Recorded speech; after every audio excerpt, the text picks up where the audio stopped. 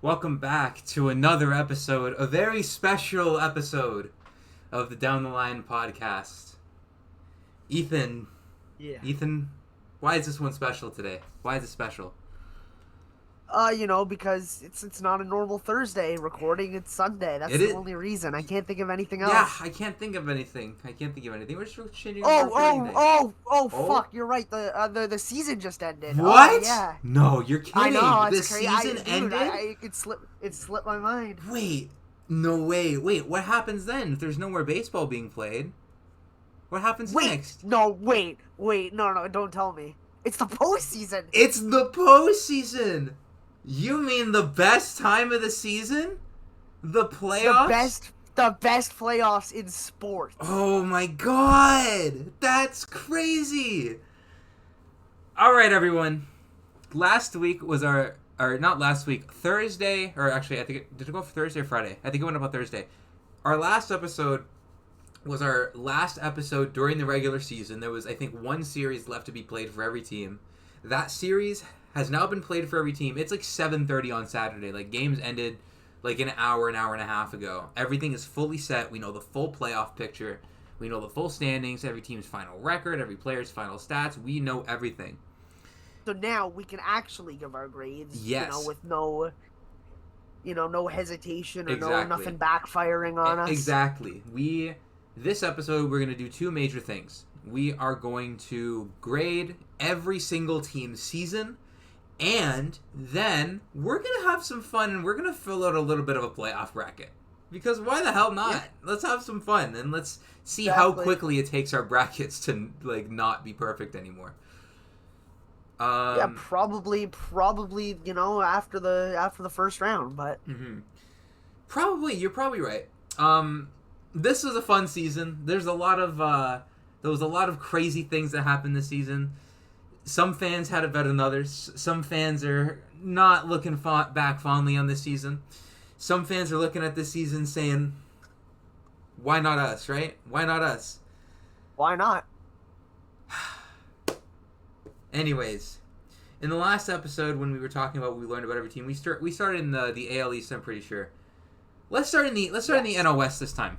So Completely flipping the board. we're gonna here. completely flip it. Yeah, we're gonna start in the NL West. We're gonna start with the Colorado Rockies. Ethan, start us off with the Rockies. What do you got? So they're first. I'll start off by saying their fans get an A+. We talked about that on the last episode. Yeah, we did. The fans of the Rockies, A+. They stick with them the whole year. They watch. They show up. They cheer. No matter how dark things look for the team, they always show up, and that's something that no one will ever be able to take away from them. Like Now, the genuinely actual unbreakable team. spirits. Genuinely Rockies fans. Shout out to y'all, bro. The team, I'm starting to, I'm struggling to give them a grade higher than an F. I'm trying hard to kind of see a positive that can give them, at least a D- or something, just something redeeming, but this is just one of the few teams I just don't think I can, unfortunately. Yeah, I don't blame you. They finished as like almost one of the worst teams of. Well, sorry, they finished one of the worst teams ever.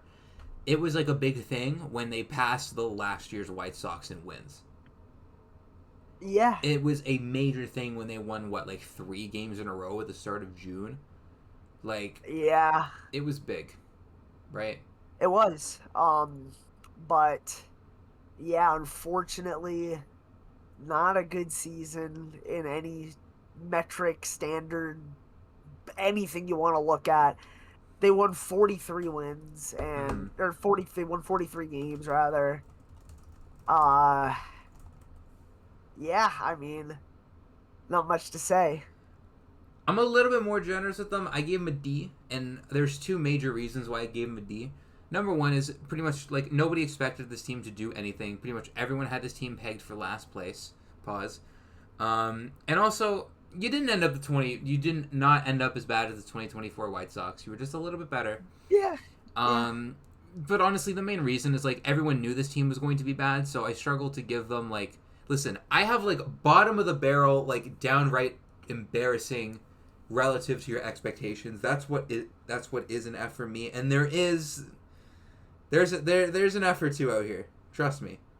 But when I was the way I was thinking about it, I was thinking like an F for me has got to be like you were downright not just like downright awful because this was like easily the worst team in the league. You were downright embarrassing. You were downright pathetic. Everyone kind of knew that this team was gonna suck. Respectfully, everyone knew that this team was gonna be last in the NL West. Everyone knew they were probably gonna be the worst team in the NL or like the second worst team in the NL. But like they were still really bad, so I can't give them anything higher than maybe if I wanted to be a little generous, a D plus. But yeah, I mean, even like the betting odds, they had their win total at 58.5, which is 15 more than they actually got. This is true. This is very true. So yeah, it's just unfortunately not much to really give them, positive, but their fans A plus. You're right. Yeah. So that's for them. I'll give them a D. What do you got for the Giants? The Giants. So they definitely, started before the season. I didn't expect too much of them. Then they went out and got Rafael Devers, and it's kind of like, all right, is this team gonna, is this team gonna actually make the playoffs? Maybe do a little damage, and they did look good at times. There were times where they looked really good, but they did ultimately fell short of the playoffs. Mm-hmm. I'll have to give them like a C, maybe C plus, because the trade definitely helped. They would have been probably like a D otherwise. But I think a C plus is a fair grade. Mm-hmm. The unfortunate thing is when it mattered, when they needed to beat their divisional opponents, the Dodgers and the Padres, they just couldn't win. They went 7-19 against them. And that's just, what it comes down to. Obviously, they'll be happy that they have a 30 home run hitter, the first one since Barry Bonds. I said Arson Judge. Yeah, Arson Judge in Willy Adames, so good for them there. But as a whole, unfortunately, I'm gonna have to give them just like their record, which was a mid grade at C plus. Yeah, I agree. I have them at a C because again, I didn't really expect them to be very good either. I expected them to be kind of a mid team, and admittedly, to their credit, they hung in there for a lot of the season, right? They hung in there. Yeah, They didn't really buy at the deadline, but they finished 2 games out. So that right there shows that they were never truly out of the playoff race. They especially never were. finishing on a 4-game win streak too. So they did. I mean, they were really in it till the end. They did. They were in it. They were in it until the end. You're right. They got Devers, and then they were never really looked at as a contender, but they were looked at as is this a team that can maybe sneak in there? This team could sneak in, maybe make maybe win the wild card round. If they got a good matchup, and then we'll see from there. Those are conversations that really only came up when they were kind of got themselves in there. No one was really having those discussions about them preseason, so that's why I kind of give them a C. You know what I mean? It's not like this was a team that was projected to win 55 games and then they all of a sudden were 500. That would grant them a much higher grade. But yeah, this was a team that I don't really think that they were that much worse or better than expected. I think this was more or less the expected outcome was a 500 more or less team. Yeah, so I feel like this team does it a lot. I mean, you look at their win totals over the past 4 years. 81 wins, 80 wins, 79 wins, 81 wins, and then obviously the outlier the year before. I was going to say, read that one. But, yeah, it seems like every year for the past 4 years, they're mid.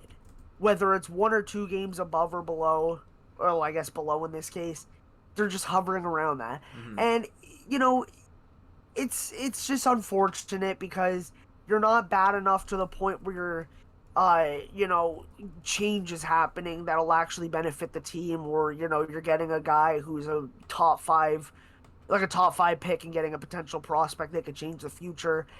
It's kind of you're good enough to compete for a playoff spot, but not good enough to actually get there, and not bad enough to actually improve the future of the team. So it's just an unfortunate position, and that's also why the grade's kind of in the middle too, because based off expectations, this was more or less what was expected. They're there, but This Yeah. this is more or less what we expected from them, Yes. and it's hard to Yeah. can't really give much more than that. Maybe like a C plus or a B minus or something like that if I was really generous. Yeah. And it was like, oh well, they showed signs or I something. gave But, a generous C plus. I'd Yeah. say C plus is fair for sure. For the D-backs, I kind of teetered between like a C plus or a B minus because they did miss the playoffs.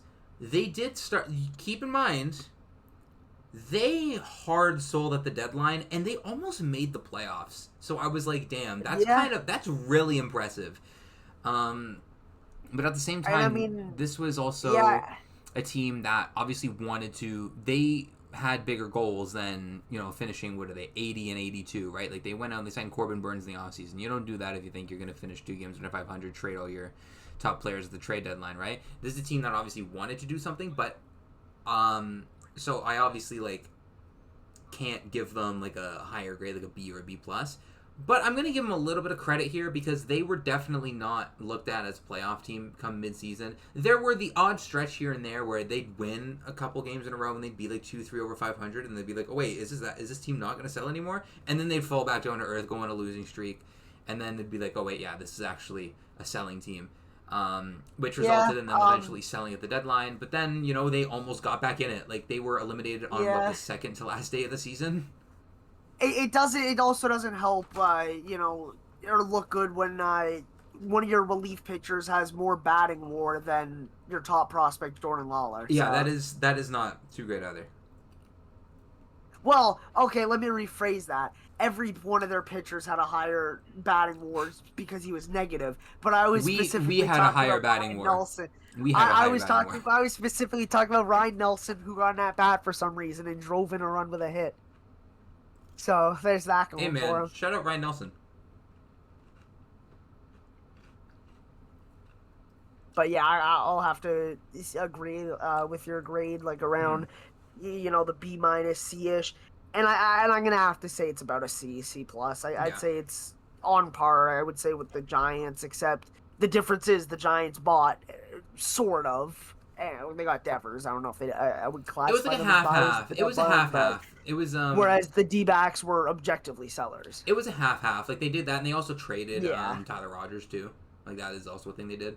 So they were kind of in the middle, and Camilo Doval too. Like they were kind of 50-50. But yeah, next team we got the San Diego Padres. I'm gonna give this team a B. Because they did more or less, like, this is kind of, like, what was expected of them. It was a good season overall. Yeah. But, like, there's a lot of things in this team that really leave me concerned. And so it's kind of hard for me to give them, like, an A+, or, even an A- or a B+, or something like that. Because I'm really concerned about this team, right? They got in there, but this team's not pretty. Right? No. It's not like this is a team that, like, they get in there and it's not like they overperformed expectations. They got in there. It's not like they're a team like Cleveland who just kind of like overcame shit. This team, well, I mean, that team either doesn't look pretty, but this team really doesn't look pretty. This lineup is something that like really concerns me. And they got, to be honest, I think they got there in spite of their lineup, to be honest with you.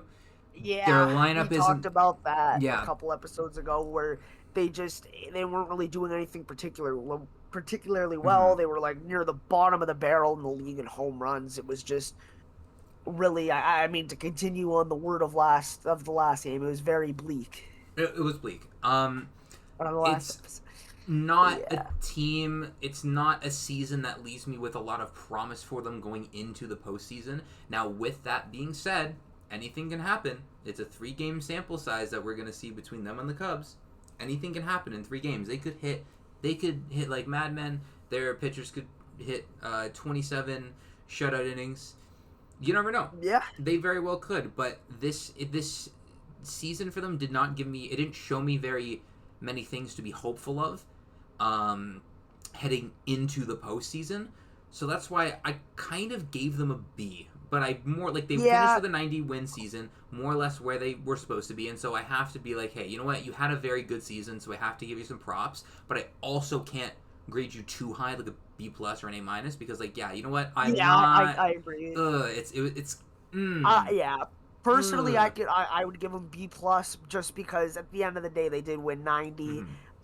They battled with the Dodgers. I mean, they almost like I don't want to say almost because almost doesn't really mean anything, but they were fighting with the Dodgers for that top spot in the division. So I think B plus is fair, but I do agree that just because you won 90 games in the regular season doesn't mean that you're gonna make a deep run in the postseason. Yeah, yeah, it's another thing that like I gotta look at, and I mean we'll talk about that Yeah. a little bit when we go to our little playoff predictions thing. I've become especially well versed in the Cubs Padres matchup. I wrote a deep dive on it, and it's not up yet, but it's I think it's getting edited or something right now. Make sure But let's check that out when it is out. yes, I will be posting it everywhere.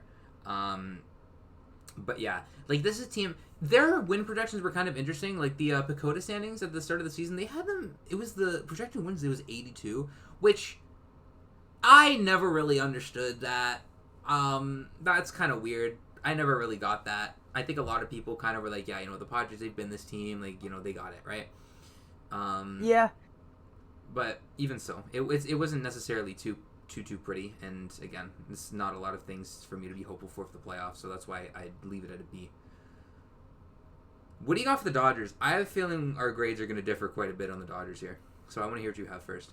So for the Dodgers, I'm gonna have to give them probably a C plus. A C plus. Okay, never mind. We had the same grade. Like objectively, a very good season for a Major League Baseball team. It 93 wins, won the division. 100%. If you're a fan of a baseball team and your team did that, you're excited. You're happy. Guess that what? one team that might not be too excited if you're a fan of isn't the Dodgers. Yeah, I want you to Look, guess. this is a team that was projected to win like 103, 104 games. It was 104. I have the like, preseason ones up in front of me. They were projected 104. And you know what? I have this article from The Score where they were taking the over-unders. They took the over on the Dodgers. And you know what? Look, I can't even blame you. I don't hate that. I don't even think that's like... I can't even blame... I can't blame that idea. I might have even taken the over if I would have done something like this at the time. I mean, listen, we've talked about this. I legitimately think that on paper, coming into the season, this was like an all-time great roster, one of the best rotations ever on paper. 100%. Elite lineup. We have to realize that so many things went wrong, and they still won 92 games. Now, again, 92 wins is excellent, but they also did underperform. Like, they objectively did underperform, even if they were still fantastic. Like, both things can be true, right? They can still be very good, and they can still have underperformed. Both things can be true, and both things are true, right? 100%. It is, again, admittedly, it is very hard to live up to 104 win expectations. That also, I think, sets the kind of that kind of sets the scene for just how high the bar was for this team. This bar was like not like it was like this was a ridiculous bar that this team, admittedly, I think they had the talent to reach it. I think they still do have the talent to reach it because I think this team is genuinely still ridiculous on paper. But like a lot of things going wrong for them during the season. Roki Sasaki wasn't good, and he was injured, and Mookie Betts wasn't good for a very long time, and a whole bunch of things, right? Max Muncy hitting the IL, their bullpen, all sorts of things. And you're right, injuries too. All sorts of things. I can have a whole shopping list of things that went wrong with the Dodgers, and it's like the SpongeBob thing where he pulls out the list and he keeps going and going and going and going. And they still won like 92 games. 93 games, like exactly. And for that, you have to kind of respect them a little bit. I kind of teetered between like a C plus and a B minus. But again, you do have to also acknowledge the fact that they did underperform, and so relative to their expectations, I do agree that this is like a C plus season for them. Maybe a B minus. You want to give them a little credit just because they were good still. But yeah, I think like objectively, this is kind of an underwhelming season for the Dodgers. Not to say they won't do anything in the playoffs, but like relative again to expectations, this is definitely underwhelming and not quite what people would have expected coming into the year. Yeah, also that makes it 2 straight years where no team in the major leagues hit 100 wins. And it's interesting to note that in 2017 there were 3, 2018 there were 3, 2019 there were 4, 2021, obviously 2020 being shortened, 2021 there were 3, 22 there were 4, 23 there were 3. So it's just 3, 3, 4, 4, 3, just 100 win teams. And in the past 2 years there have been none. We had Just very we had a interesting. few come very close this year. The Brewers finished on Yeah, I mean, I 97. thought the Brewers That was were the closest. 100% going. I think everyone thought that, Oh like, yeah. by August, even probably July. Even the Phillies were really close too. They won 96. Oh, Yeah, sorry, I kept saying the Dodgers won 92. I just looked at it. They won 93. I don't know where I got 93, yeah. 92. Sorry, my bad. But yeah, like the Brewers and the Phillies were the closest, 97, 96. But no, yeah, not even a team to win 98, let alone 100. So interesting This is stuff here. interesting to Interesting see. stuff Yeah. here. So we're gonna move on to the NL Central, and we are going to start with the last place Pirates. I gotta say, I'm giving this team I'm gonna give them a C minus, maybe even a D plus. Yeah, Because I'm actually gonna no, go B I'm gonna plus. give them a D plus. Actually, I'm gonna move my grade down a little bit because again, this is not a team that anyone expected to be good. Everyone knows that there are good players on this team, and I'm not even just talking about Paul Skeens. He's not the only good player on this team, but it's just such this team frustrates me a lot. Because even though you expect them to be bad, it's still it's a frustrating team. I can't even lie. As much as I love to turn on the games when Paul Skeens is pitching, and I love to watch O'Neal Cruz hit and just watch him absolutely hammer the baseball. It's not too pretty here either. And again, they weren't projected to win a whole lot of games. Their preseason projection was 75, and they finished at 71, so they finished a little bit underperformed, but marginally to be fair. This team it's hard to, but it's even so it's hard to give them something like a C because it's just not even something that went well for them, right? It's not even you can I say mean, oh they, well. they had 3 hitters with a WRC plus over 100, and one of them had 14 plate appearances. So Exactly. It's hard to that's look at this just team. If there were a lot of things that could be promised with this team, a lot of maybe a lot of players came up and showed signs, obviously, right?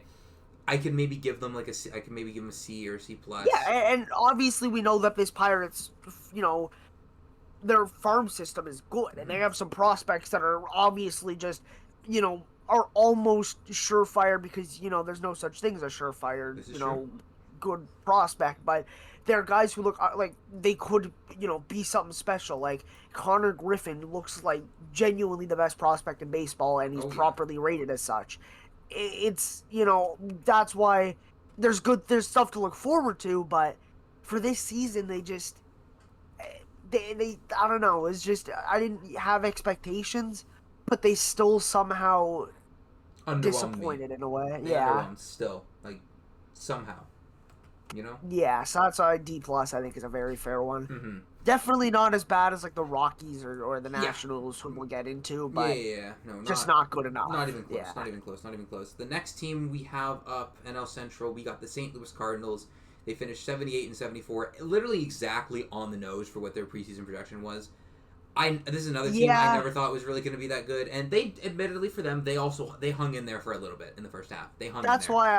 I'm gonna say a C for them, perfectly in the middle. Just there's not much to say. They were a baseball team. Mm-hmm. For a lack of a better term, they were a baseball team. They Even when went they out were there and played their games. even when they were kind of in the playoff race, I was still I don't think this team's very good. And Yeah, and they knew that. They didn't buy by any mm-hmm. means, and they kind of sold off too. I mean, they didn't full sell, but they kind of got rid of some expiring pieces. Mm-hmm. And honestly, good that they got out of the Helsley situation when they did. But Yeah. after what he did with the Mets, but again, Oh we'll get into boy, that. that's one we're gonna get into, man. But oh man. That's gonna be a fun team. Woo. Yeah, that's gonna be one, all right. The next one we got, unless you got anything else to say about the Cardinals, I don't really think there's much to say about them, to be honest. Next one we got is the Reds. A plus, A plus, A plus. Shout out to my boys in Cincy. A fucking plus, bro. Yeah, Shout out to I the was gonna Cincinnati say, Reds. I was probably gonna say A minus or A, but A plus I don't think is They fair. were Is projected unfair. 74 wins coming into the season, projected to be last place in the NL Central, and they snatched the playoff spot mid-season, and they were in the playoff race all season. It's not like they came out of nowhere in September or they rode a hot streak that happened April or May, right? That's not what happened. They were in it all season.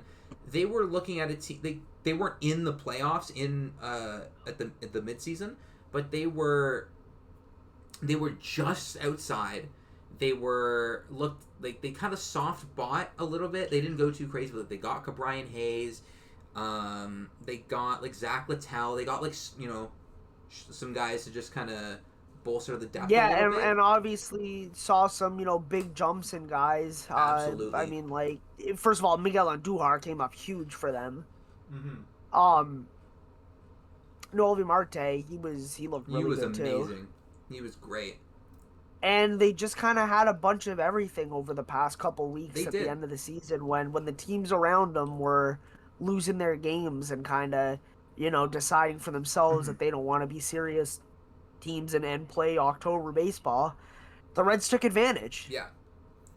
This also, keep in mind, coming into September, they had a really tough schedule, and I think I even said, like, coming in here, I was like, listen, man, if they can do it, great, but it looks kind of tough, because they were playing a lot of really good teams Yeah. in September. Like, they played the Brewers, they played the Jays, they played the Cubs, they played the Padres.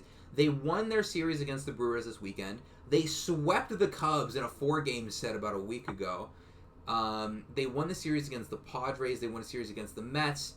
Like they had it. They had, of course, and of course, given all that, they get swept by the A's because, of course, right? Why would you beat the bad That's team baseball.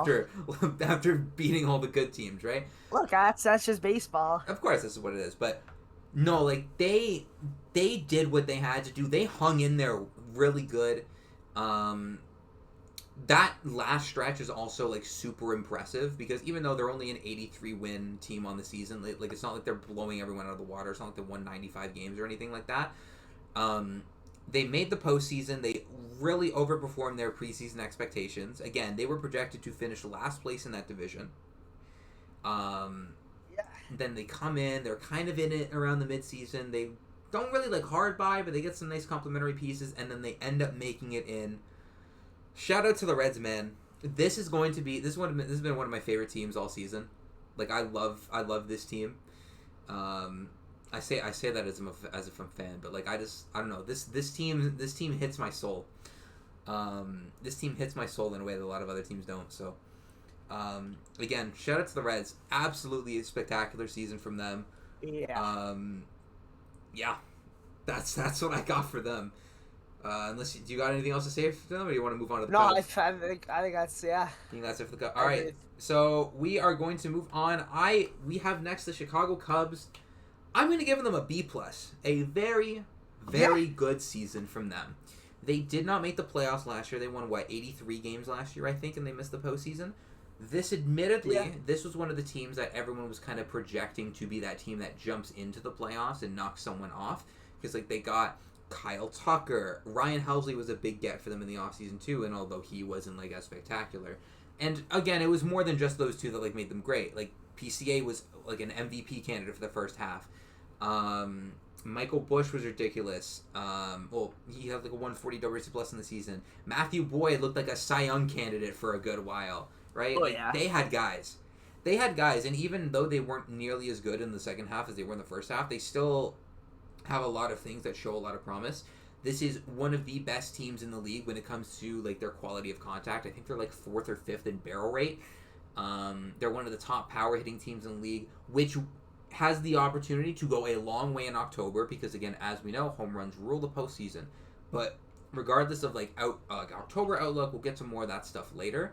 The Cubs definitely like took a massive jump, right? They had so many guys come out of like kind of nowhere, right? Like I don't think too many people. I don't think many people were expecting PCA to be even with his awful second half. I don't think many people expected him to be like a 5.5 win player, or whatever he finished on, MVP Yeah, candidate for half a and year. I don't want to say that they choked the division because of how earlier into the season it was and how good the Brewers were, but it's just the fact that this team was, 5 games up at some point in July Mm-hmm. around there. They were. And if they didn't have a lot of guys who kind of fell off a bit, they could have won the division. Yeah, if they would have kept up that first half momentum, you're probably looking at an A plus grade. To be honest with you, Exactly. like I think their second half generally brought them down a whole letter grade because they played like a couple games over 500 in the second half. Like I was looking at it last night because I was running a deep dive. I think they were like 33 or like 34 and 31 in the second half or something like that.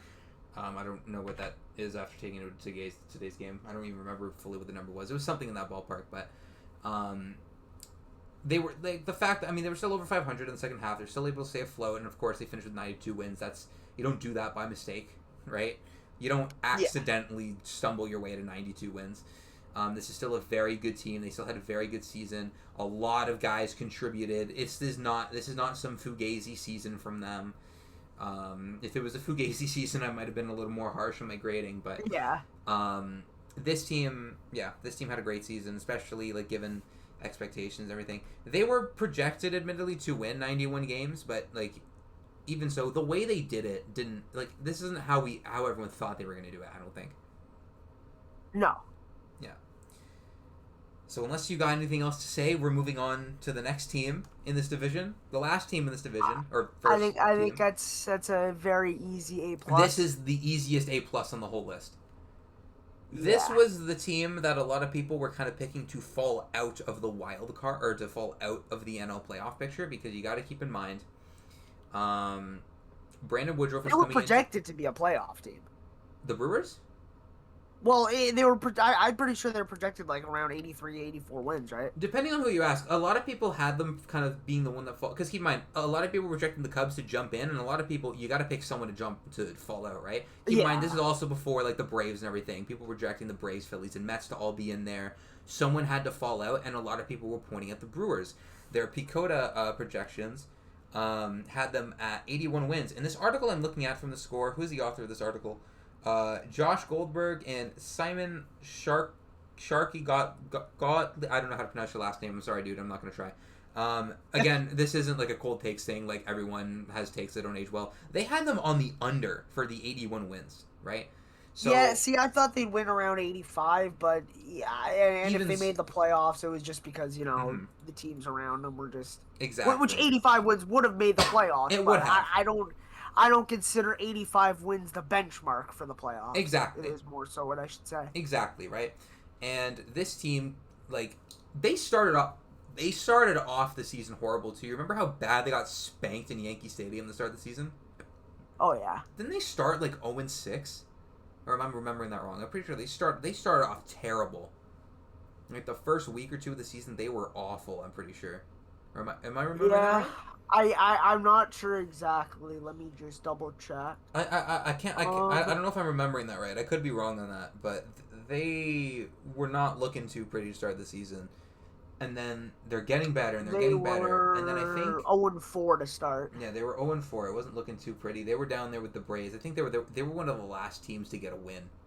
I think, to win a game. They were one of the last teams to do so. I think it was like them and the Braves were. Yeah, and then they kind of caught a little bit of heat and kind of went to 500 and hover around 500 for a couple weeks, and then they did. They didn't really start going on their run until like June. Yeah, and then I think by the All-Star break, they were like a game behind the Cubs, if I'm remembering that correctly. And then they just went ridiculous. It was like how long was that win streak? It was like 15 games. It was something crazy. They went absolutely nuts, this team. Every single person... It was getting to a point where when they lost, it was like headlines, like, oh my god, Brewers finally lose. Literally, they felt unbeatable for a little bit. It was like when they were coming here to play us, I was like, I don't want to... Like, this is literally the last team in ball I want to play right now. But yeah, like, everyone top to bottom was contributing on the offensive side, on the pitching side. Obviously, you have, like, the regular names. Like, obviously, everyone expects Freddie Peralta to be really good, but it's like, on offense, were you expecting, like, Caleb Durbin to be a realistic offensive contributor? Keep in mind, this team also didn't have Devin Williams, who was an elite reliever. They lost Willie Adames. Those are two massive losses. Brandon Woodruff is coming into the season injured, and I know he didn't really pitch the year prior, but it wasn't. This roster wasn't looking pretty coming into the year. Yeah, I mean, Isaac Collins and Andrew Vaughn are two names that stick out to me. I don't think anybody, a soul, could have expected anything came over close from the to White Sox and was a demon. Like, yeah, I mean, at first it started like, okay, you know, this is just an insanity run, but then it just never ended. It never ended. You're right, and you got to give them their flowers, especially when people weren't too hot on this team, and then they said, you know what, we're just gonna go out there and have the best record in baseball. How's that sound? Everyone else was like, shit. Why not? Everyone else was like, shit, I didn't think of that. But yeah, man. Shout out to the Brewers. Another Another great year for them. Yeah. They got the 1 seed. Hopefully, they can do some damage this time. They got the 1 seed over there, and I think they're playing. They're playing Yeah. the winner of what is it? Cubs Padres. I think they're playing. They're playing the winner of that. I think, right? They are playing Cubs Padres winner. Yes. Yeah, that's gonna be regardless of how that series goes. That's gonna be a fun matchup. Cubs Brewers in the playoffs. That'd be crazy. But yeah. Yeah. All right, we ready to move on to the NL East? Yes. So this is gonna be a fun one. Start us off. Coming up. Start us off with the Nats. Yeah. So again, it's very similar to the Rockies. There were no expectations, but they still, disappointed. There's not much to take away. That's the issue.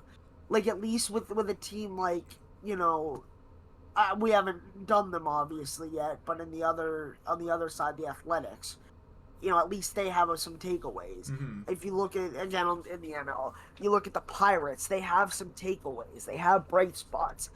And the Nationals do have bright spots. I mean, James Wood, he looked unbelievable. Dalen Lyle looked really good. I'm not going to say that Dylan Cruz had a great year, but he definitely looks exciting for the future. They had some fun players. Got to see a really, fun start to the season, at least for Mackenzie Gore. Mm-hmm. But aside from a couple individual performances that, stood out, it just didn't really feel like a good team. Mm-hmm. And by good, and that's putting it lightly, it just didn't feel like, they had anything that you could look at, kind of fixate on and say, you know what, this is promising. Again, aside from like just the performances of individual players. It wasn't like this team had stretches where they looked really good. They just kind of were not good the entire year. And I'm going to have to give them probably a D-. I'm a little bit more generous with them. I wouldn't quite say D-. I actually gave them a C. I was a little generous with this team because I do look at this team and I see a lot of bright spots. I do understand that they were projected to win 74 games, which basically at this point, given like 74, what did they win? 66. I know that's an 8-game underperformance. To me, that's basically nothing considering they're basically already saying you're going to be trash. Like, the difference between trash and garbage isn't really enough to really make me rethink my grade that much. Yeah. But they showed a lot of great things. Obviously, James Wood was looking like one of the best hitters in baseball for a good chunk of the season. Mackenzie Gore was legitimately looking like a front end of the rotation starter. You saw a lot of really good things from a lot of players on this team, and so not like even just outside of those two, like you got more of a showing from CJ Abrams. He was like a 3.5, 3-win player, something like that this season. Like again, you said Dalen Lyle was really good. There were bright spots on this team, I think. Right? I'm not gonna say that like, oh, they're gonna push a playoff spot next year because I don't quite know about that unless they absolutely go ridiculous in the offseason and have like the most ridiculous offseason ever. But like there were definitely some guys on here that you look over and you're like, wait a minute, they might have a little something brewing over there. And I talked about this on the pod last week. I actually really like the future of this team, and a lot of that is as a result of certain things that were shown this season. Again, I'm not going to sit out here. I'm not going to talk to you guys and say, hey, this team is going to win like 85 games next year. I'm not going to sit here and say that, because that one's a little bit crazy. But like there are things that you can look forward to with this team, I think. And so I'd give them a little bit more of a generous grade, because with a team like that was never projected to make the playoffs in the first place or even be very good, I think judging them on a playoff scale is kind of, I don't know, it's not how I would look at it. It's unfair to them, yeah. It is, right? It's like if I were to judge the Rockies because they didn't make the playoffs, and it's like, well, that's not really what we're going off of because we kind of knew that anyways. I'm looking for other kind of things here, and that's why I gave them a little bit of a more generous grade with a C. Yeah, I just personally think that, they're a letter grade better than the Rockies, which is why I was in the Ds. I don't think you could say they're 2 letter grades higher, just because that would put them, for me, kind of with the teams like, I guess, like St. Louis, like we went over, or Pittsburgh, and I don't think they have the future just like, they don't have a Paul Skeens or a Connor Griffin really like to still come up. Valid. So that's why I still have the Pirates a bit ahead, but not by too much. That's valid. I guess. The next team we got the Miami Marlins. They were projected to win 62 games this season. They were actually in the article I have up here. They took the under. They won 70. What did they finish on? 79 wins. I gotta give this team a B plus for that. I'm not gonna say that they're like an elite team, or even like a great team or whatever. But this is a lot better than people expected from them. They were. You remember we did the episode right at the deadline where it's like, who is the 2024 Tigers of this year? And we looked at the Marlins for a second. We were like, this team kind of, like, they're not bad. This team could be something. You know what I mean? Yeah. Look, they have some young players that are really exciting. Edward Cabrera, Yuri Perez on the pitching side. You go to the hitting side. Kyle Stowers, he's pretty young still. He had an incredible season in his first year in Miami. And obviously the rookies like Agustin Ramirez, Jacob Murphy, they showed some promise. And I think the Marlins did better than everyone expected them to. Absolutely. I think a B plus is fair.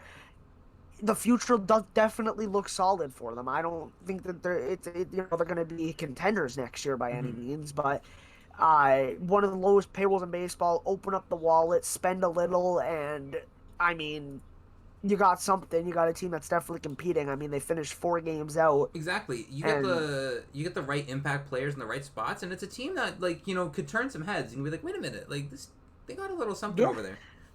Yeah, I mean, they surprised a lot of people this year, so. Absolutely, there was a period coming like right out of the trade deadline where they did have a really good series against the Yankees, and a lot of people were looking at them being like, "Yo, are they gonna like get into the wild card?" Because I think they jumped over 500 at a certain point, and it was like, "Wait, are they gonna make it in?" Ultimately, they didn't, but even so, they were in it for quite a bit. Only 4 games out. They got eliminated only in the last week of the season, but hey, man, they got. And this is going to be the most fun team to grade coming up. Okay, hold on. Actually, first, I accidentally skipped the Braves. My bad, everyone. Right. I accidentally skipped the Braves. My bad.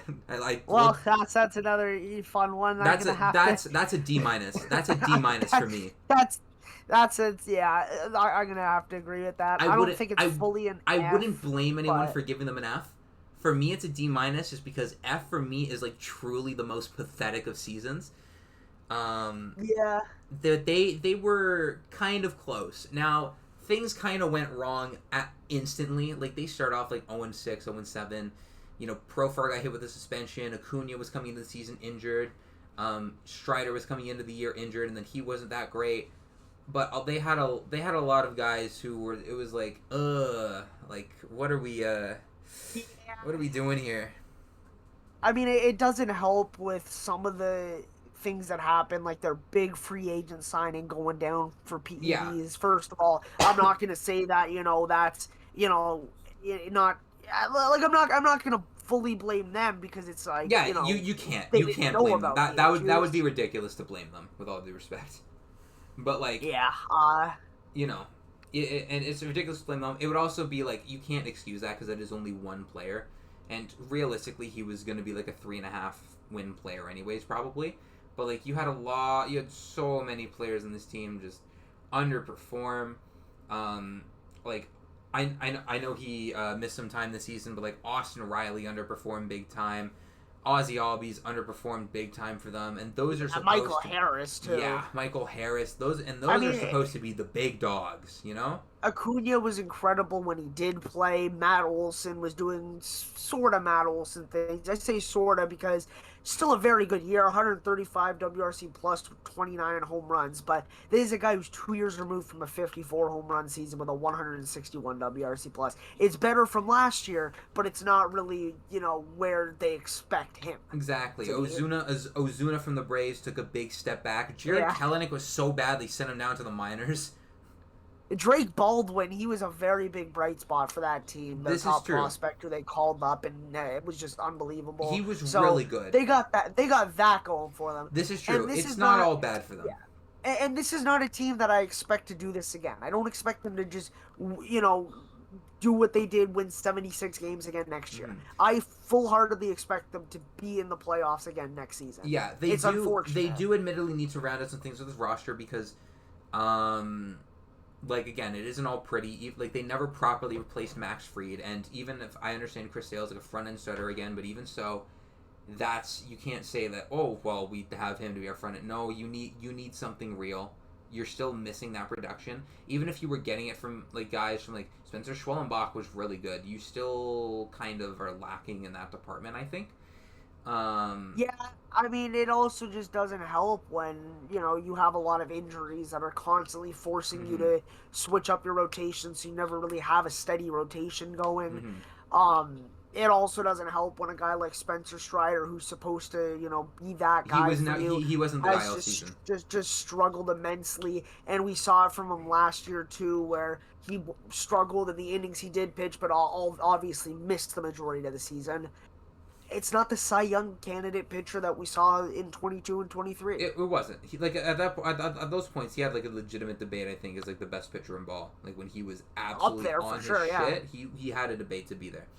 But yeah, it's full and deservingly so. Absolutely, but like even so, this team, a lot of things went wrong for them. A lot of players took steps back. They had a lot of injuries. A lot of things, pretty much like nothing went right for them this season aside from like Drake Baldwin. That's like the only thing that actually went right. But yeah, this team, like I would think that this team is going to be better next season. To what degree, I'm not quite sure. We'll get fully around to that in March, but this is a team that definitely was very disappointing. They were projected 92 wins by that win projection. So that was actually the highest total in the NL East, and they underperformed greatly. They finished 4th. They finished at, what's the final total? Is it 76, the final tally? 76, yeah. 76, the final tally for them. Big underperformance. Big underperformance from a lot of big guys. That's a D- for me.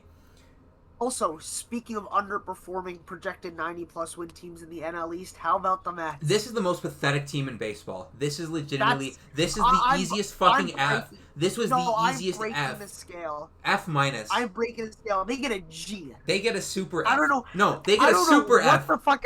Yeah, Mr. They get Crocker, a super F. Down. They get a super F, bro. This is the most pathetic fucking team in baseball. They were... What were they? They were added Mr. Crocker Super F from the Fairly Odd Parents. At one point in June, they had the league's top fucking record. All right, let me figure it out exactly. Hold on. Where... I have it right here that at one point in this season, it was like they were like 45 they were 45 and 24. On September 2nd, the beginning of this month, do you want to guess their playoff odds? Beginning of this month, 95%. 96%.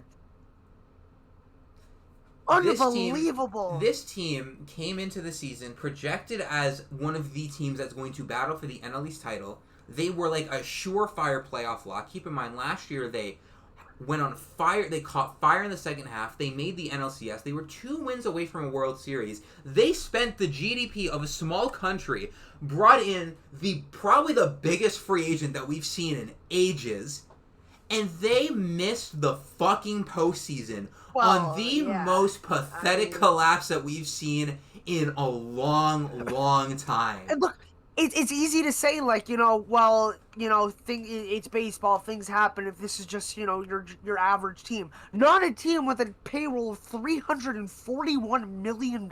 This is so pathetic. Genuinely so pathetic. And also, I assume you heard the news, but literally already he opted out of his contract. Minutes after the elimination for playoff contention, Pete Alonso says he's testing free agent. Yo, did you see? And again, people were posting the Garrett Cole picture where he got the Boris hat on right after the Astros lost the World Series. It doesn't mean he's necessarily gone because he did this last year where he was a free agent and he made a big deal and still went back. But after the way this season ended, I wouldn't be shocked if he wants to play elsewhere. I wouldn't be shocked either. But you know what? At the same time, listen, man. This team, do you remember just how good he was at the start of the season? Do you remember just how good he was? Yeah. Like, he was so good at the start of the season. It wasn't quite as good in the second half. He was still quite good. He had a 125 WRC plus in the second half. But my God, man, this team pisses me off, bro. This team has so much talent. Even like they have Soto, they have Lindor, they have Alonso. Those are like the big ones. Even outside of that, They have like Francisco Alvarez is good. They have Brandon Nimmo. They have so many guys. That you remember how many people were saying how ridiculous that back end of the bullpen is? You remember that? Oh, yeah, about that. Like at the deadline, people were saying, like, you know, they have Edwin Diaz, Gregory Soto, they got Rogers, Ryan Helsley. Like, this team's ridiculous. And then fucking Ryan Helsley goes out and pitches like fucking someone I can find in fucking Moss Park. I could have found someone in Moss Park who could have pitched better than Ryan Helsley.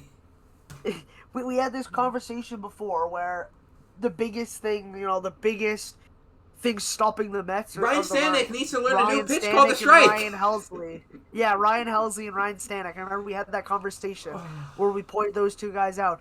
But at the end of the day, it's so much more than just those two. The reason they missed the playoffs isn't because of those two specifically. Kodai Senga was terrible in the second half. They sent him down to the minors.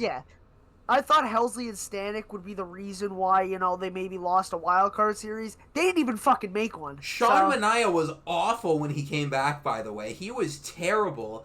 Kodai Senga, who looked like a Cy Young runaway, obviously he wasn't going to do it because he missed a good chunk of the start of the season with injury, but he came back, he was looking like a pitcher who would run away with Cy Young given normal health and circumstances, and then he was so bad that they sent him down.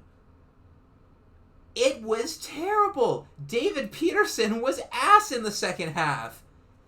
This team was fucking dog shit in the second half. This is the most pathetic collapse I have actually ever seen from a baseball team. They went from, 47-25 to barely finishing above 500. This team was awful. I'm sure Mets fans will be the first to tell you that this season did not go, the right way. But, there's just not much to say about this team. It's pathetic. It's pathetic. Quite frankly, it's pathetic. It's disgusting. And they should be ashamed of themselves. Every single person in that room, players, coaches, front office, should be ashamed. This is just a colossal fuck up. Yeah, absolutely. All the fans have every single right to crash out as much as they need to. Okay, with all due respect, though, I can't see any more, Cope development year tweets on the timeline. I can't see any more of those. No. But, every Mets fan, y'all have every single right to, crash out as hard as you need to, because this is one of the most pathetic showings that I've seen from a baseball team in my lifetime. This is terrible.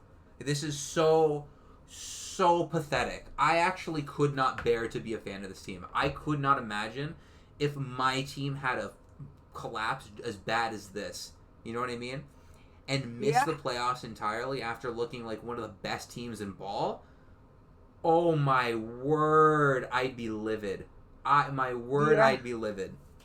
I was watching Frank the Tank's video, his live stream reaction. Oh, I should have been watching that. Put it this way, when it got to the point where he wasn't doing the stream with the people anymore and he did his own video that he tweeted out, his shirt was already completely ripped, so. Yeah. And it's down the stretch. That's a valid reaction. Down the stretch, they had series they could have won. They lost a series to the Nationals and they lost a series to the Marlins. Those were two of their last that's embarrassing. Not to mention the one against the Nationals was on home field. Absolutely, yeah. It was their last home series this season. They got kind of cooked. And then they won a series against the Padres somehow. They won a series against the Cubs. What the fuck? Yeah. That's baseball, I guess. But you can't lose a series to the Rangers down the stretch. The one against the Phillies was tough. It's the Phillies; they're very good, but you couldn't lose four out of 4. It was a sweep. It was a 4-game sweep, and that's bad. Yeah, it was bad all the way, man. They have so many. There's gonna be so many moments that the Mets fans. But the series at the end of August against the Marlins was so bad when they lost 3-4. Absolutely, and it was they low-key had promise coming into that too because they had swept the Phillies, and it was wait, shit, are they gonna actually make a run back for the division? They have a series against the team. No, never mind. And nope, never mind. They got bent by the Reds. They got bent by the Phillies. They got bent by the Rangers. They got bent by the Nats, and they got bent by the Marlins to end their season. Yeah, they got bent over backwards by teams that they should be better than. It was ridiculous. Yeah. Listen, Mets fans, I apologize to y'all, but y'all get a super F, man. Super F. Yeah, Super that's fucking up. Listen, I will not blame you if you guys show up to the games next year with paper bags over your heads. I wouldn't want to be seen in that city in that stadium either. I would not want to be seen there either. So I would not yeah, blame you if you did, with all due respect. Anyways, for listen, sure. I'm not even a Mets fan. I'm crashing out because of how fucking awful this team is. Like this team pisses me off, bro. All right, let's move on to the Phillies now. What do you got for the Phillies? I feel like an A is a fair grade. Yeah, I'm not gonna I say had A plus I had because them. this is Yeah, kind of what they were expected. They yeah. weren't, not like they were expected to win 110 games or something Exactly. They ridiculous. did they did overperform their win projection. They were projected 88 wins according to the Dakota projections. But all with that being said, they are still a fantastic roster. They had a great season. You got to give them their flowers. They they outperformed expectations, but they were spectacular. It's not like they had so many guys go crazy. Kyle Schwarber is going to probably be an MVP finalist this season. Their Yep. pitching was ridiculous, and it's not like they had everything go their way either this season. Like Zach Wheeler, he's missed the last little bit with what was it again? Was it a blood clot? I can't remember. Yes, a blood Yeah, it was a clot. blood clot. Ranger Suarez missed like the first month of the season. I don't know if anyone remembers that, but he was The guy, absolutely yeah, the ridiculous guy after who they coming back. signed to be their closer had an absolutely abysmal season. Yeah, and they still were able to win 96 games. They went Yeah. out. A lot of the players who were already on this team, they were ridiculous. Trey Turner had an MVP caliber season. He is going to be on. He's going to be on MVP. Two top five MVPs. Yeah. They do. He's gonna be on MVP ballots. Excuse me. They went out. They got Duran. He was spectacular. Christopher Sanchez, absolutely amazing season from him. They got guys. And even also another thing that went wrong for them. Aaron Nola was terrible. Like when he was pitching, like he wasn't fully healthy Yeah. the whole season. But when he was pitching, he was not that good. They didn't have help there. No, They didn't. So And they were still able to it's- overcome that because of how good a lot of the other guys were, and they beat it, man. Also, another guy they acquired him was really good, Harrison Bader. Yeah, Bader was unbelievable, both sides. The master. Offensively and defensively. The master, bro. But no, they got him, man. It's gonna be a fun team to watch in October. Oh my god, this team's gonna be so fun to watch. They're playing the winner. What is it, Dodgers Reds, right? I believe so. Whew. Yeah, that's gonna be a fun team to watch in October.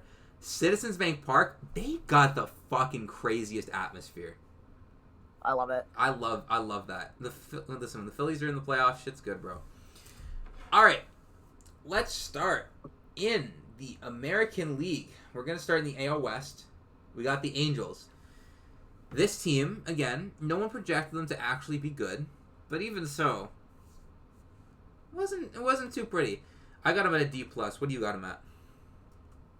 I got a D plus as well. Mhm. I mean, I'm not gonna say that they had zero things going for them because at the end of the day, they still have Mike Trout. They do.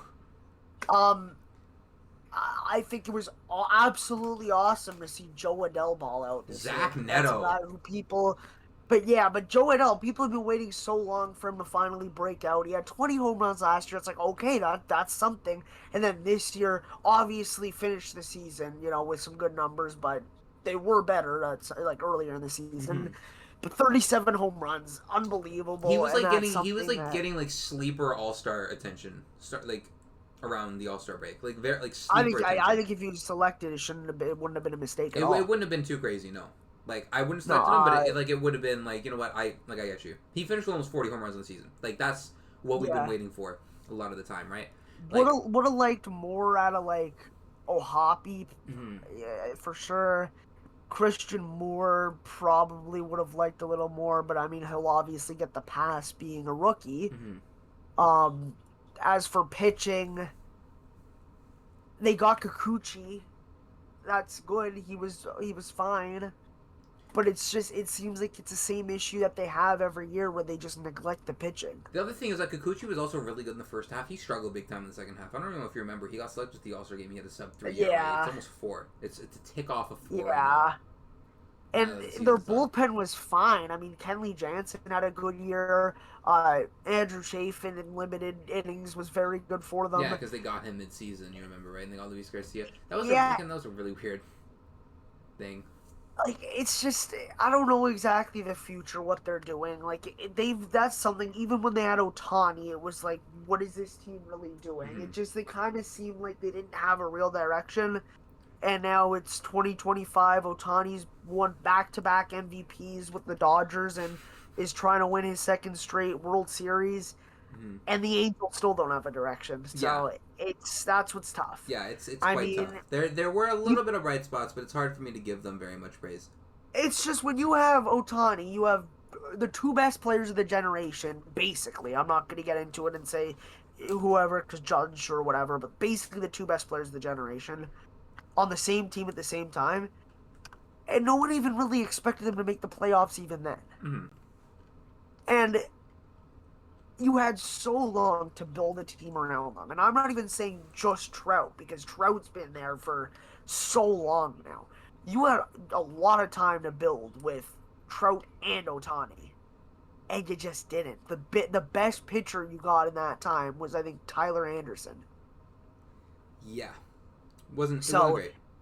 it's just I don't exactly know what's going on there with the future, but they need to figure some things out for sure, and that's why they got a pretty bad grade at a Hmm. D plus. Yeah, it wasn't too great. We're No. gonna go on to, excuse me, the next team in the AL West. We have the they're not Oakland anymore, unfortunately, and so I might have to dock them a letter grade for that. But we have the Athletics. Um, Oh, speaking of Sacramento, did you see the jersey they released today? I did, and why? I don't know. They're gonna be here for what, 2 more years? Yeah. Why? Uh, Um, the Athletics were one of the more fun teams to they watch this they season. showed things. They showed things. I gave them a C. Actually, no. You know what? I'm I'm gonna change my gonna grade. give a- I'm I'm gonna gonna give a C plus. Actually, yeah. I'm gonna bump my grade up. I'm gonna give Yeah. a C plus because they showed things. Like this was a team that anyone projected. They did was, better than I super, thought they would. super great. This is true. They were projected 71 wins. They finished 76. A little mild over performance. Not enough for me to really change my grade too much. But they showed things. Nick Kurtz came top in. five, not top five hitter in baseball. Literally this year, came in and was the best first baseman in baseball all year. Like from the second he Yeah. stepped onto the diamond, he was by far the best first baseman in the league this year. One of the best hitters in ball. I think from the time he came up, he was like a top 3 hitter. Yeah. Other guys that showed some things for them. Like Jacob Wilson burst onto the scene. He looked like the rookie of the year guy for a bit, Yeah. and then here comes Kurtz coming onto the scene. Granted, if it wasn't for Kurtz, I think Wilson would still have an argument to win it. This is true. But even so, Wilson, he was absolutely ridiculous. He finished the season batting 311. You remember he was batting 370 for a good chunk of the season. Lots of good to see here. I mean, Shea Langeliers looked really good. Soderstrom looked really good. Brooker looked like himself. Jacob Wilson, like we said. Lawrence Butler unfortunately regressed and didn't look like the guy that they signed to that extension in the offseason. That's the Not only a thing bad year. that's the only thing that I'm looking at, and I'm like, damn, I'm kind of disappointed. Is Lawrence Butler? That's really the only thing. Everything else I'm looking at, I I'm mean, like, shit. I guess Zach Geloff, because everyone expected him to be like the everyday second baseman for them this year, and obviously he didn't play the whole year, and at the time he did play, he was pretty bad. So that's another disappointment. But yeah, I mean, definitely a lot of good, at least on the offensive side. Pitching can't really say the same, especially considering they don't even have the one bright spot of that pitching staff anymore, which was Mason Miller. But yeah, they did get a top prospect in baseball in Leo DeVries. They did, and we'll see how that definitely works out definitely a good trade for them. But definitely got to work on the pitching side. But the future of this offense looks absolutely unbelievable, with more to still come to that we haven't seen yet. Yeah, absolutely. All right, so I think it's time we move on to our next team. We got the Texas Rangers. So I have this team at, let me open my thing back up. I got this team at a C minus. I just want to know, like we said the last time, how the hell this team won the World Series? What did they do? Yeah, this was a team that they came into the year projected. They had 89 wins on their projection. This on paper is a really good team, and they were a really good team for a lot of the season. Near the end, they kind of lost that team. I think they were 79-70 at one point. Or near the end of the season, they finished 81-81. Good. That just shows you how bad they were to end the season. They lost 11 of their last 13. Obviously, like, they had some pretty big injuries near the end of the season. Like, Seager went down, Simeon went down, but even so, they were they were in the race for a good chunk of the season. They bought at the deadline. They went out and they got Merrill Kelly. This was a team that was in it. They were like a game and a half out not very long ago. Right behind the Red Sox and Mariners and those teams, right? Right behind those teams. But even so, this is kind of like, again, it's another kind of disappointing season for them. They finished 500. They finished out of the playoffs. For their sake, I would like to see this team get a little bit better and kind of jump back in that race. But, like, again, this is a disappointing season for them. I can't say it's all terrible. It's not like they finished like with 75, 70 wins because they were still in it. So I got to give them a little bit of credit there. But it's still kind of disappointing for them. So I got to give them a C- here. Yeah. Anything you wanna add? Or? No, I mean I agree with that for You got sure. it? I think that it's just the thing with the Rangers is this is kind of what we expect from them. You know, maybe a playoff appearance was expected before the year, but just the fact that since they won the World Series, they've been disappointing. It's just like it really makes you think what went right that year. That's completely derailed the team the next 2 years. Yeah, it's like they had Marcus Simeon start off the year. He was awful to start the year. Jock Peterson was terrible this year too. Yeah. And like Jake Berger was not the guy that they, that they wanted But him to be. their pitching staff really carried them because they were one of the worst teams offensively at home. Their Absolutely. was so good. That rotation, they had such a good record. That 1-2 in that rotation, DeGrom and Eovaldi was ridiculous. Eovaldi would have been a top 3 Cy Young guy if he was healthy the full season. DeGrom's probably going to finish in the top 5 still. I think even their bullpen ranked near the top in baseball, if I remember right. I don't really care to check right now. At some point, they were like up there. I don't know if they finished there, but yeah. And then like they went out and they got Merrill Kelly, and like that would have been a ridiculous 1-2-3 going to a playoff series. You're talking Merrill Kelly's your 3 starters, nuts. But yeah, man, this is disappointing for them. Things just didn't work out. Disappointing. And even like Adolis Garcia was disappointing too. Another disappointing year from him. Yeah, just not when if you're a fan, you hate seeing that, but. At least they won the World Series to kind of numb the pain there. But this is true. It's not all terrible because you couldn't just not fly win it. forever. This is true. All right.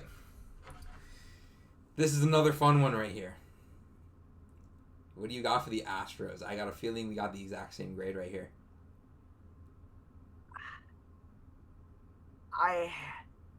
This was a hard one for me because I don't think it's an F or a D-. I don't think they're in the same realm as the Mets. But, like, obviously I'm not going to say that there was a lot of bright spots and they should be a B+ or something. Mm-hmm. I'm probably going to go a D+. Okay. I don't... Because obviously it wasn't, they missed the playoffs. And that's a very big disappointment. Especially considering how long they were in the race for. But, like, at the end of the day, this was not the same Astros team that we've seen over the past years. I mean, Jordan missed majority of it. He missed over 100 games. They got Correa back, which was great, but they could have used that bat the whole year. Paredes went down. Jeremy Pena had a great year. But some other guys like Christian Walker was disappointing. And I just don't think that you can rely on some of these guys that were playing, big-time roles for the team. Like Mauricio Dubon or Cam Smith or Yunior Diaz, who kind of fell off, too. It's just kind of, I don't know.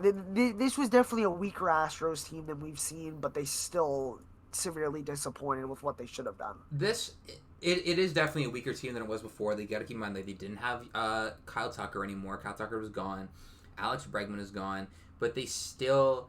I still think that this was a team that was good enough to make the postseason and probably even come out of the West. 100%. I had them projected. I thought they should have won the division still. That's why it's not like a C. That's why it's not a C+ or something. But they went out and got like Christian Walker, and he had a very bad start. But even so, they got off to a very good start of the season. At the All-Star break, they had the second best record in the American League. Second best record in the AL. And they fucking bottled They had a better record than Toronto. They had a better record than the Yankees. They had a better record than the Red Sox, the Mariners, every single other team not named the Tigers. They had a better record than every single non-Tigers team in the AL. And you know what? They had a better record than a lot of the NL teams too. They had a better record than the Phillies, the Padres. They had the same record as the Brewers. The only teams that had them beat in terms of winning percentage were the Cubs, the Dodgers, and the Tigers. Only team. They had the fourth best record in ball. And they fucking missed the playoffs in such a terrible collapse. And for that, I gotta give you an F. That was embarrassing, man. That's fair. That was an embarrassing fucking collapse from them. Not quite as bad as the Mets. On the bright side, it wasn't a top two collapse this year. So. This is true, and listen, that's why they don't get a super F. That's why they don't get a super F. But at least the other team did still make the playoffs. They did. We'll talk about. They did. So I cut them a little bit of slack there. This is why. Listen, their collapse wasn't quite as embarrassing as the Mets, and that's why they don't get a super F. That's why the Mets get a super F, because that's the most embarrassing collapse I've ever seen.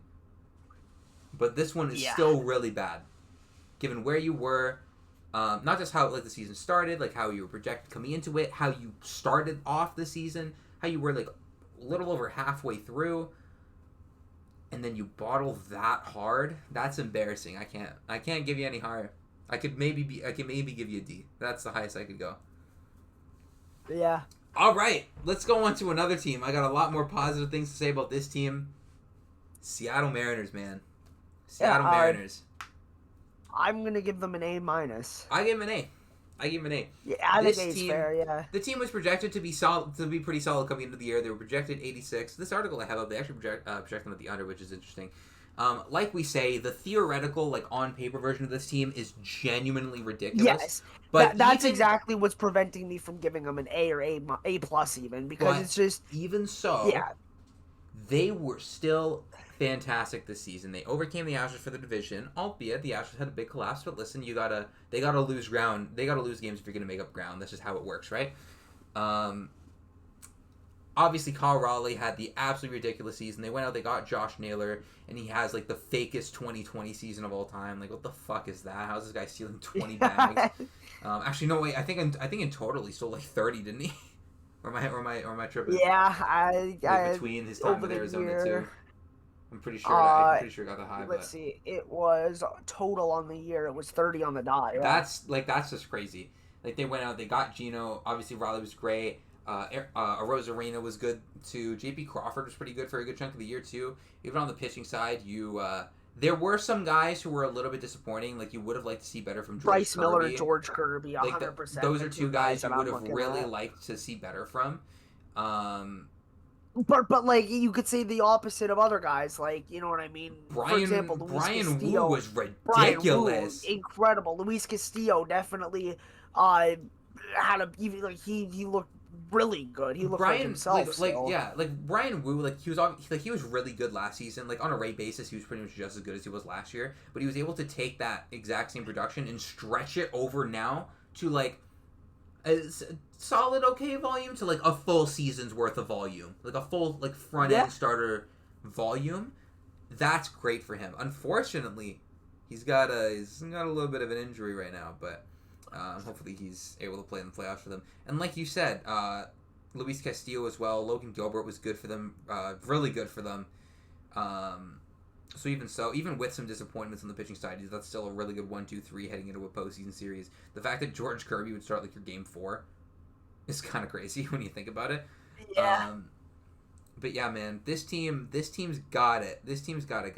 I genuinely think on. And also, Julio Rodriguez had a fantastic second half, by the way. He wasn't as great in the first half. It was mostly his defensive base running carrying him. He was one of the top center fielders in WAR in the first half, even though his OPS started a 6, and then he came out and was absolutely just crushing the ball in the second half, which is what you love to see from him. That's a real 5-tool player right there when he has everything clicking. He can run. He has a cannon.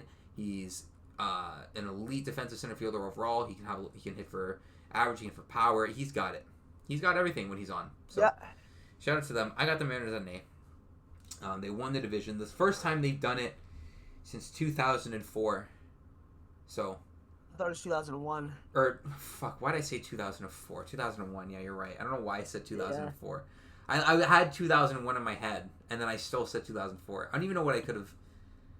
I don't even have anything up that says 2004 around me that I could have, like, looked at and just, like, brain farted. That's kind of... My bad, gang. That's another schizo moment for me on the pod. We gotta get that as, like, a trademark. The trademark Nik schizo moments. Anyways. Yeah, put that on a t-shirt. Yeah, we'll put that on a t-shirt, and we'll get that as merch, guys. All right. The AL Central. We'll move on there. We can start with the White Sox. They were quite terrible, but I'm not gonna lie. I did give them a C because listen, you can't go anywhere but up, right? Yeah, I'm gonna give them a D. Just give them a D on the dot. They were pretty much right on their season like projection totals. Yeah. They won 60, were projected 61. You had the few odd like bright spots that I look at and I'm like, oh, actually, like, you know what, this is actually Colson Montgomery and Kyle Teo were the two big ones that I was gonna mention. Obviously, one of the bigger ones is like Shane Smith. Like, he made the All-Star game. He was pretty solid, even if he wasn't like spectacular. Chase Maydroth was pretty okay. I mean, he kind of, like, obviously offensively not the best, but overall, I mean, he looked solid. I mean, he was walking a lot. Good defense. Absolutely. I think that another catcher for them as well, Edgar Cuero. If he can just get a little bit more power injected into that bat, I think he can be really good. He showed some pretty solid things this season. Has pretty okay on base capabilities. I think that can be a fine bat coming out of there. Unfortunately, I think we said this last week. I think Luis Roberts cooked. Unfortunately, I can hear someone's smoke alarm going off in like a unit or two over. Like, it's not. My bad. It's definitely not getting picked up on the mic, but I can like barely hear it. But yeah, I give him a C because, like, again, I don't really expect anything out of this team. They were more or less right on their projected win total, but there were some okay things that there's the odd thing or two here or there that you can look at and you can be like, oh, that could be something. All right, the next team. What do you got for me for the Twins? What do you got for me? I don't know what I expected from them, but they still completely, didn't live up to any expectations I could have had. Yeah. I honestly, because of how everything played out over the past, I know it's for this year, but just everything that happened from winning the playoff series and then reducing payroll the next 2 years and then selling like the entire team off, I'm gonna have to give it an F just because it was a complete jumblefuck of a season, and at no point did they look like they were gonna compete, and at no point did they look like they had any intentions on competing over the next couple of years. Yeah. That Correa trade says everything. It does. Trading guys, even with team control, like Louis Varland. I'm not going to sit here and say losing Louis Varland is going to change a franchise, but when he has that many years, like 6 more years of team control, it's just why. Although, what I will say is really funny is when they traded Correa, and he's like, yeah, when he told me we were going to repo mode, I deserve to go somewhere and make the playoffs, and they fucking our friend Trey was victory lapping on Instagram yesterday. Dude, I saw that. That was pretty funny. Oh, man, I saw that shit, man. That was funny. Yeah, I wasn't quite as harsh on them. I gave them a D because admittedly this is still a very disappointing season. Massive gut punch to their fans. Even if I was kind of in the realm when I was doing this. I was like, what did I really expect from them? And I was like, I really don't know what I expected from them, to be totally honest. Like, but it was just because of how disappointing the ending was. It's a lot more with the way that everything transpired. Yes. Like, that is kind of tough, and I would hate to, have my team just kind of wave the white flag and that kind of thing, especially when you made the playoffs so recently. Again, guys with team control. I think Durant had another 2 more years.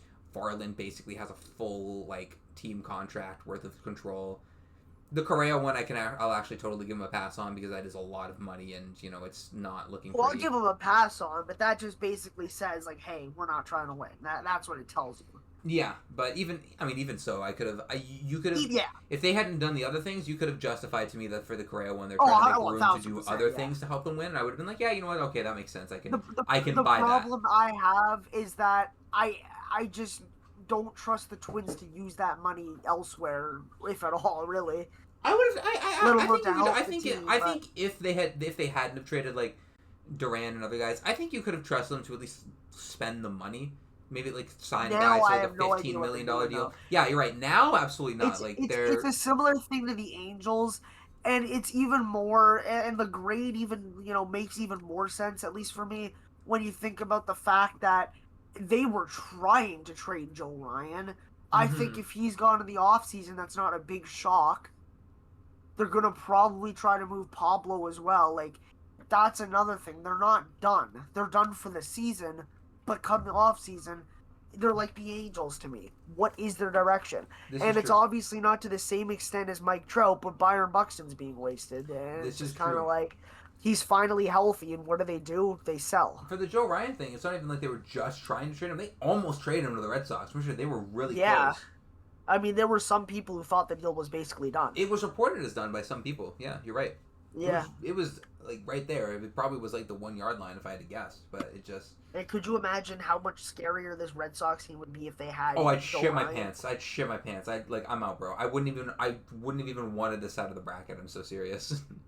Yeah. I would have dead ass tanked for 3. No, I'm kidding. I would have I just wouldn't said, done you that. know what? The playoffs aren't for everyone. They aren't for Imagine. everyone. I'm out. Astros, you got it. But yeah, no, the Twins D, very disappointing. Yeah, I can't even blame you on that one. Next team we got here, we got the Kansas City Royals. This team, for me, I gave them a C minus because this is a team last year. It made the playoffs, showed a lot of promise. I thought a lot of things might progress for them, and they might be even a little better. They were my pick for the division coming into the year. I'll be totally for real with you, and they were kind of disappointing. They were quite disappointing, even if they Yeah. they were definitely better in the second half. They kind of like did this like weird soft buy thing, which I still think is kind of weird. And they finished 82 and Look, 80, but disappointing. if they were fully healthy on the pitching front, it's a completely different season. I mean, I'm pretty sure near the end of the year they lost like Bubich and Reagans. Like they didn't get This is true. This is much. true. So it's kind of like I think if they're healthy, they I don't think it's crazy to say they sneak into a spot or at the okay. I don't know about sneaking into a spot. At the very least, are more than have more wins than they are now, and who knows? Maybe that would have given the team a boost. Yeah. Like they would have. But yeah, I mean, it doesn't help when Bobby Witt Jr. also performs significantly worse, which is not fair Although, because at okay, the end of the okay. day, To be fair, he still had an 8-win yeah, season. that's what I I'm don't saying. really think That's that's what I'm even worth saying. Like, mentioning. by significantly worse, I just mean like it's what happens when you're not making that up, like that from what he lost. Obviously, it's not like it's more so that was the wrong wording. It's just when he kind of had a worse season You have to when be he was like you have to be ready to fill that production because like he legitimately yes. had a top 40 season by a position player, but I think he was in the top 40 in F4 last year by I just like remember like everyone any saying season that in this guy MLB is history, right? objectively the best shortstop in baseball and a top 5 player in baseball, and now it's like he's very fucking good. Oh, But he's let's still pump the both of those brakes. things. Let's not fuck around. He's still Well, both of those things. this year he wasn't, but I don't know about well, that. okay, shortstop maybe, but I'm saying like top 5. It's tough. I just the point I'm trying to stress though is that Oh he no, didn't man. repeat what he did last I don't year. know. Listen, but at the same time, again, he had literally had one of the by F4, he had one of the 40 best seasons by a position player ever. I do not think I can stress that enough. He had one of the best seasons by a shortstop in major league history. One of the best short seasons by a shortstop that we've seen in a long time. Probably on the level of prime A-Rod. I'll be fully for real there. Maybe even a tick above. He was I'll ridiculous. give you the being the best shortstop in baseball. Like yes, he obviously still is elite. And he's still an elite player. But out of Tell me really quick. Tell me all the position players that had a higher F4 than him this year. Tell me all of them. well, it's definitely gonna be not like it's gonna be like Judge and Raleigh and That's it. That's show it. it now. That's it. But He's a okay, 130 so WRC plus hitter. I Still, definitely am wrong I on think that front, I think he still led the league in outs above average too. Like he's genuinely just like that. That an 8 WAR. Like I do understand because he isn't hitting 330 again. It like feels like a down year. And it is a Yeah, down I year think it's from one of. last year. He I he think was I two and think a half me wins me worse than last year. I But think even me so, saying that is just proof of how quiet that 8 WAR season was. it is. Of what I just It is said. legitimately like this is like By the genuinely way, an I want to MVP caliber stress. season. I He, want to stress yeah, that yeah, yeah. I'm not trying to diminish No, what no, no, Bobby no, Witt no. Jr. did at No, all. no, no, I get you, It's I get just you. when you look at what he did last year, his WRC plus taking like a 30-point hit as well.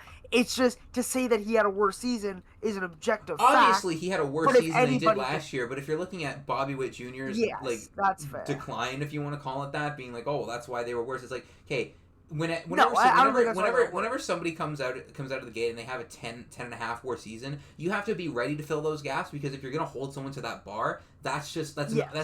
like, for 99% of players, unless your name's like Barry Bonds, that's an unreachable bar to do consistently. Like, Yeah, and when you're giving as many at bats to guys like Randall Grichuk and Jack they had Caglione, two who was guys reach abysmal in his rookie year. they had two players reach 2 F4 this season. Like, Yeah, that tells you everything you need to know. The only players that reached they had two players above 1.5, let alone two. Like, in terms of all their position players, unfortunate. that's bad. That's bad. Yaz was. You know what's crazy? Yaz, in his limited time here, he was 5th in WAR for the team on the year at 1. That's crazy. Their position player core stinks. That's why this team is bad. Or not like bad, Yeah. but like their position player core is why not they're good. mid and not a playoff team. That's why they had a fall off from last season, because their position player core was bad. They kind of got carried by a good chunk of their pitching. Like, you're right, a lot of the pitchers were really good. Chris Bubich, Noah Cameron, Seth Lugo was really good at the start of the season. Although second half of the season he was legitimately terrible, and like legitimately he single handedly cost them games. Yeah, I mean, if he just kind of doesn't have that big of fall off and the health kind of stays the same with their top guys, If his ERA isn't higher than my phone it's a number, different like, they are actually it's they're a in there. it's a They might different be in season. there, like, It's a swim different there. result. Exactly. But yeah, I got to. It's still a disappointing thing, Yeah. given everything that was kind of expected of them coming into the year. All right, now we have the Tigers. I want to hear what you have for them, because I have a feeling we're either going to have the exact same thing, or we're going to be like completely in different realms. We're not going to be like one off. Now I'm really intrigued. Personally, I'm gonna say probably a B minus or a C plus, Okay. because I think that choke was disgusting. Losing the division is inexcusable, and that's the reason why they're not like a B plus or an A minus. But they did do better than I thought they would do in terms of their win total. Mm-hmm. They still made the playoffs. It's not like the Astros or the Mets where they fell out. They still made the playoffs. And yes, it was one of the worst chokes ever, but making the playoffs completely saves that still. I think that they should be called out on blowing that division, because that was absolutely unacceptable. However, I don't think that it was nearly as bad as it could have been, especially because, they still, it's not like, you know what I mean? It's not like the team is awful. They were a good team still. They just got cold at the worst imaginable time. I was a lot more harsh with my grade. I didn't give them an F or anything like that. I didn't give them the Astros or Mets treatment. But That's exactly why I'm more so in the C, like a C plus range. That's why I gave them a D plus. And I'll be Yeah. fair with you. I'm not going to sit here and act like I had them for the division at the start of the season. Obviously, I just said I had the Royals. But you got to keep in mind, this team, they come in the start of the season, they're blowing teams out of the water. They're killing everybody, right? They have 3 position players start the All-Star game. I'm pretty sure Scuba was the starting pitcher for the AL, if I remember right, too. Yeah. So if you want to go that way, 4 starters. They had other guys. Zach McKinstry was in there. I think they might have even had another player or two in there that I'm forgetting. But this team was clicking. This team was killing everyone in the first half.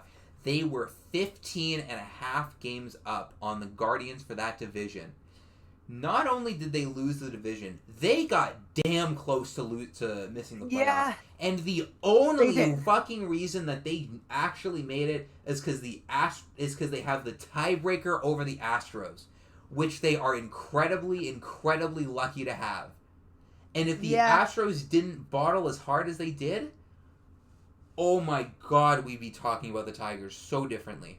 I'm not sugarcoating it. It was bad, It was but really it's bad. just Every single, legitimately, aside from the School Bowl, every single major impact player that they had the first half bottled in the second half. it's just when I look at it from the bigger picture in the sense of if before the season I were to tell you the Detroit Tigers won 87 games, they were one game out off of winning the division, and they're a wild card team who's making the playoffs, and they play the team that they would have played even if they won one more game. I think I would have said that's a good season for them. That's great. On paper, yes, right? But It's just what what happened I'm looking bumps at, it down. exactly what I'm looking at here is how it happened, right? Because there's a lot of different That's ways in how we can get yeah. here, right? Like I look at something like the Reds with a lot like higher in a lot higher regard because they didn't absolutely bottle, right? They didn't absolutely fumble in the second half, right? That's not what they did, Yeah. right? Even the Cubs, who kind of like weren't as good in the second half, they were still good in the second half. They were still an above 500 team, even if it was by like 3 games or whatever it ends up being. I don't know what it is after the final total today, but regardless, this team bottled so hard in the second half. They should not have had that division lost. They should have easily had that division. They should have had that division. Not just had the division. They should have had it by a landslide, right? Yeah, like, look, I completely agree. It's just the fact that they made the playoffs and the fact that they finished, where they did is the only reason why I'm not ripping into them full heartedly and giving them Mm-hmm. like a D minus D, like I would have for the Astros and the Mets, even worse. I definitely think that that's the reason why, that's the difference of me giving them like a C plus just C plus or not C plus, but I guess like a C minus D plus is because they still made the playoffs. Them making the playoffs for me, that's what saves them from being F. If they would have missed the playoffs, that's an F, and Yes, a hundred we're ripping percent, this team to shreds. 100%. We're kind But of flipping the discourse between them and the Astros, pretty much. it's just kind of like it's just kind of though at the end of the day, what do you have for me in the playoffs? This is Are true. you gonna roll over and die and do what you did the past couple weeks and just give it to the Guardians? Then I'll overlook the whole season and say, you know what, maybe I will give that a D minus or Mm-hmm. something. If Absolutely. they win the series against Cleveland, no harm, no foul, they did their job. Mm-hmm. So it really is contingent on what they do, but them making the playoffs is the only reason why it's not a D minus or F for me. Yeah, that's what keeps them out of F for me. That's why it's a D plus and not an F. If they would have missed Yes, the I playoffs, think it's D an F. plus is valid. You were definitely If they would have at least kept the division, I probably would have given them like a C, maybe a C minus, something you're like that. definitely harder on them, but like you're in the right for being harsh on them. Absolutely, because 100%. that's unacceptable. Yeah, You can't do that. yeah. Some of their players, like listen, you remember listen, our WRC plus is higher than Javier Baez's September WRC plus. We contributed more to Yeah, that offense than him and a few other guys. Like it was bad. It was really bad. yeah. It was really bad. But the team that they lost it to, Cleveland, on the other hand, who we'll get into right now, I Oh, guess. what do you got for I Cleveland, man? look. I'm gonna say it's an A, and I don't even think it's an A because they came back. I think it was an A because of the same thing. If we look in the grand picture, 88 wins, won the division. They did it without their closer because of the whole they being a degenerate gambler like me. I mean, that's you know what I mean. That's the thing. The 15 games coming back, 15 and a half games, unbelievable. The resilience, the heart, everything with this team. Everything was clicking. Unbelievable. Miracle, to say the least. And, enjoy it. But I think that even without that, even if this is how the season ended with 88 wins winning the division, and they were just kind of in the mix the whole year, and it wasn't just the 15 and a half, I would still give them a similar grade. Oh, absolutely. That just bumps it from like a B plus to an A. Absolutely. Their preseason projection was 80 wins. They were projected, I think, third in that division, if I remember. Yeah, they're third. Yeah. They were third. They I were mean, projected.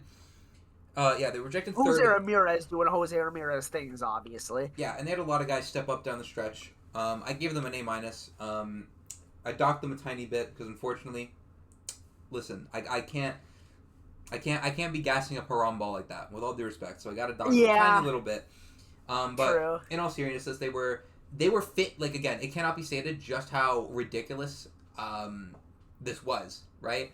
They probably, if I had to guess that point, they were 15 and a half back. I'm gonna guess their chance to win the division were like 0.1%. If I had to take a guess, and they won the fucking division, and they didn't win it on tiebreaker. Yeah. They won it outright. which is absolutely ridiculous. 88-74. If you would have told, listen, they did literally exactly what Detroit did last year. They had, even on, someone pulled that up the other day, on whatever day in September, they had the exact same record as the Tigers last year, like 70-70 or something. And they came through, and they cooked everybody. They cooked everybody. The devil was on their side. The devil came over from Milwaukee and said, wait, listen, now we got to run that back. And again, it's a lot of it is like how it happened, right? Yeah. They were like hanging around 500 for a lot of the year, sub 500 for a bit. There would be the odd instance where you'd see them a game or two above 500 and be like, oh, okay, they seem like be a sleeper playoff team, and then they'd go on a streak kind of like the Diamondbacks and fall out of it. The difference between them and the Diamondbacks is that this team's run got them in. They went on a bigger run than the Diamondbacks at the end of the year. That's kind of the difference. We were talking about this team midseason. Let's take Class A and them out of the equation. We were talking about this team being sellers at the deadline, right? You remember the Stephen Kwan talks? Kwan was a big name. That wasn't just us. That was a lot of like reporters saying that there's a good chance that he's on the move. Or I don't know about good chance, but there is a legit chance. They were talking. They were talking. Yeah. I think like the Phillies were there, the Padres there. Even regardless, I mean, look, put it this way: they traded their Cy Young, caliber pitcher, the starting pitcher that hadn't pitched yet that season. Yes. In the middle of his rehab. Absolutely, because they were like, you know what, we're not. And to be fair, he didn't contribute anything to them this season, so they're inherently, in that sense, they weren't really losing anything.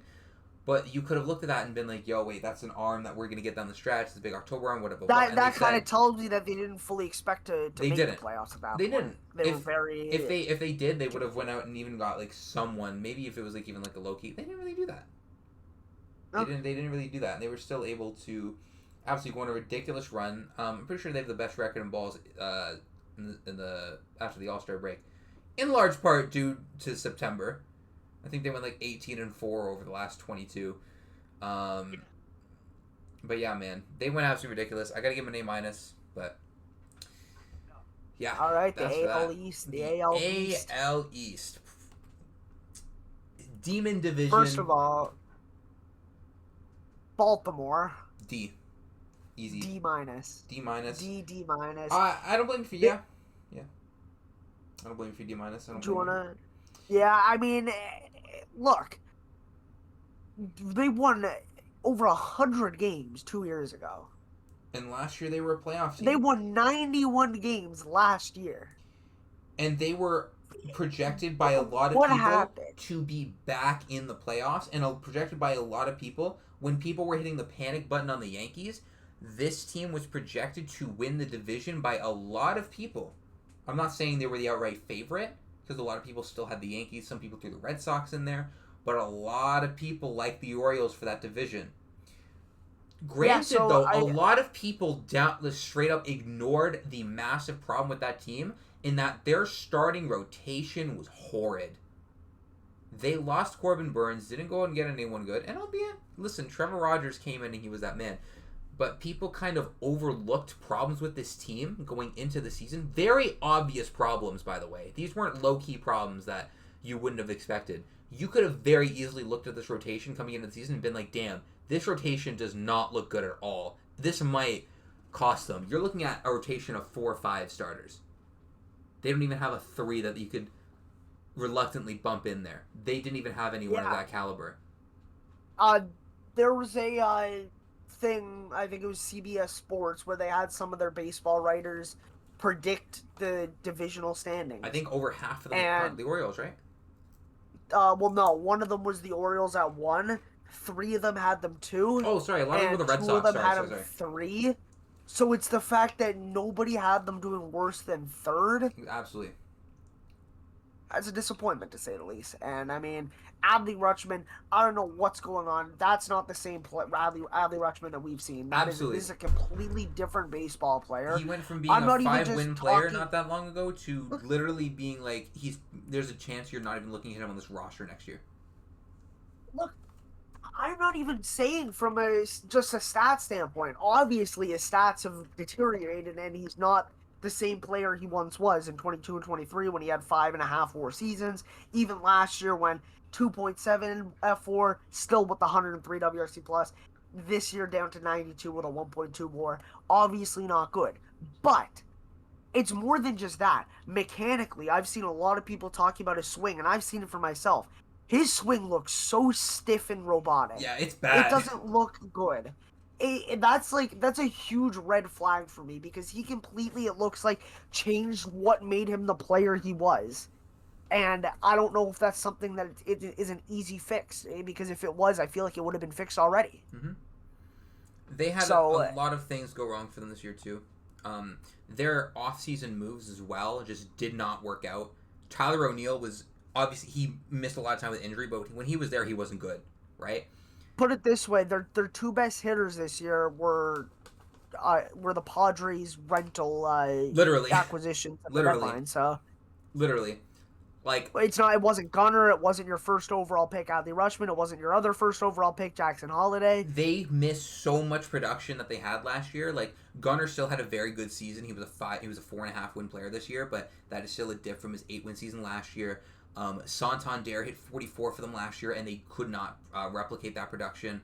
Albeit, I still did like the O'Neill move at the time, and I still think that if he's healthy, I think he's going to fill that production really well.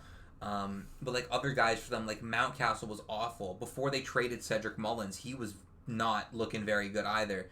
Yeah, Jackson and a lot Holiday of was their kind of younger, underwhelming, even though like I understand he's very young. They had a a lot of lot of guys that were guys, bad, yeah, man. like Basayo, who they gave that extension to, was pretty bad. Colton Cowser, definitely not where everyone expected him to be. Kobe Mayo, just, again, these are young guys They who went and are grabbed Dylan Carlson, and inexperienced. he was awful. These are guys who are young and inexperienced who I don't expect to be bad forever, but I mean I'm not excluding I'm excluding Adley in that just because Adley we've seen him regress the past couple. That's not like a oh, this just happened out of nowhere. But some of these young guys you'll expect. I don't expect Jackson Holiday to be this like you know be at this level. I expect him obviously to take a jump, but when everyone is just underperforming at the same time, that's a pretty bad It's not recipe. good. It's You're not not good. cooking anything good there. It's not good. And also on the pitching side, Trevor Rogers, unbelievable. Definitely the bright spot of that rotation. Sagano, who you signed, was just absolutely terrible. The problem is you had Corbin Burns, who's a Cy Young candidate, and you don't replace him at all. Not even like you don't replace him properly, you just don't replace him. Mm-hmm. That was the problem as Yeah. well on the pitching side. Yeah, no, it's not looking good for them. It's bleak. Quite bleak, Yeah. actually. So, kind of tough right there. Kind of tough right there. All right, we are now going to move on to the fourth place Tampa Bay Rays. I don't have this team quite as low as the Orioles, but I definitely did not leave them a very good grade. I give them a C minus. I'm giving them an A plus for not subjecting my eyes to seeing the Trop this year, but as an actual team, I'm gonna have to also give them Yo, a C you minus. had me in the first half. I was like, what? You had me in the first half. I'm not even gonna lie to you. As a baseball, it's the same thing with the Rockies. The fact that we didn't have to see the Trop, A plus. The actual baseball team, not as good. Low key, you right. You kind of right. Nah, We but didn't have to face that, but no, in all seriousness, the Rays are a team who are never have a high payroll, so it's not like that's the issue why they weren't good. They were expected to be probably I their don't know what the preseason exact number projection was. their preseason projection was 82 and they got 77. Like they underperformed, but again, that's not like a margin where I think it's super ridiculous. No, yeah, I mean, it's just one of those things where they weren't anything special. They weren't expected to win the division or anything, so I'm not gonna say that they're like an F or This anything. wasn't the 99 win Rays of a few years ago. No, I kind of expect this team to be very middle of the pack, like, an 81, 82 win season, and they fell just below that, so I'm not going to dock them too much because they're Honestly. about where I thought, but still a bit worse, which is why C minus is what I'm Mm-hmm. going to have to go with for them. Absolutely. All right, let's move on to the Boston Red Sox. I got an A minus The for Red them. Sox. I got an A minus. Yeah, I got a B plus. definitely had a very solid season, and I was not know, high on the this record team shows coming. it. I was not high on this team coming into the season. I didn't see what people were raving this team. Their preseason projection by the Pacoda projection was 78 wins. A lot of people were taking the over on that. People were saying like, "Oh, this team's like this, that." I will be honest. I did not see the hype. I did not see the hype. And keep in mind, this was when they had a top 20 hitter on in the sport on their team, and they didn't move him for nothing. But then eventually I started to see the vision, and I was like, wait a minute. I see where y'all are going with this. I understand it now, right? Yeah, Bregman was playing an MVP caliber before he got injured. I don't know if anyone remembers that because he definitely wasn't quite as good when he came back. But yeah. pre-injury Alex The thing Bregman, that MVP candidate. the thing I don't understand was Alex Cora going on that media tour saying how, oh, no one expected us to be good. Everyone had the Blue Jays over us. Yeah, that's Everyone just that whatever. is just not And true. it's like, That is well, just no, not because true. I'm pretty sure more people thought the Red Sox were going to win the division than the That Yankees. panel you were But talking that's about, neither here nor where there. people said no one projected the Orioles to go lower than 3. I think a lot of people picked the Red Sox there, didn't they? Four out of six had the Red Sox won. The remaining two had them at two. Yeah, listen, Alex Cora, the only person who had the Jays over you was you, bro. That's the only person. Yeah, I mean, I will give Cora a break in the sense of he was saying from the start that the Blue Jays are good, He would, and the but Blue Jays are probably like going to win them. regardless, listen, But I'm not doing this revision. I'm yeah, just saying that nobody had the Red Sox. I yeah, remember being in the minority and thinking that they weren't going to be very good coming into the year, or at least just on paper that the roster wasn't very good. Obviously, they did it. I had them at number two personally. I had them at number two I behind the think Yankees. I would have. Yeah, behind the I think Yankees. I would have had them at. I think I'm probably would have had them at like 3 or 4 coming into the year. I think I might have had the. My five was probably Yankees, Red Sox, Orioles, Rays, and then us. Maybe us over the Rays, but like interchangeable. I would have had probably. I still probably would have had like Yankees, and then in some order, us, Rays, Red Sox. Yeah, I mean, I didn't. I I never wouldn't. thought the Orioles Yeah. were very good. Uh, Um, but no, yeah, I just thought that we were that bad just because we didn't really you know do what? too much other That's than add valid. That's something valid. there. That's valid. But yeah, you know what? You got to give credit to the Red Sox. Like I mean, their guys have been great this year. Obviously, they made a playoff spot. So, and definitely, I think to some like just like they deserve something like that. So I'll give them an A- for them. Yeah, B All right, plus is what I'm and sticking with, but still very good and year. now we get to go to. Hold on, let me get right up on my microphone for this one. The second place in the AL East, New York Yankees, by the way. Wait, who came first? Oh, we'll get to that team. We'll get Well, to because Michael K said that Well, said that the no, Jays were the Hold first on, place team Ethan. though. We will get to that Oh. team in a minute, and trust me, it's gonna be so sweet when we do. We'll get to them. We will get to that team.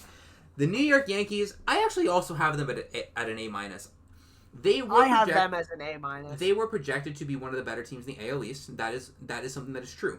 What is also true is that they are a lot better than a lot of people would have projected them to be. Both of those things are very true.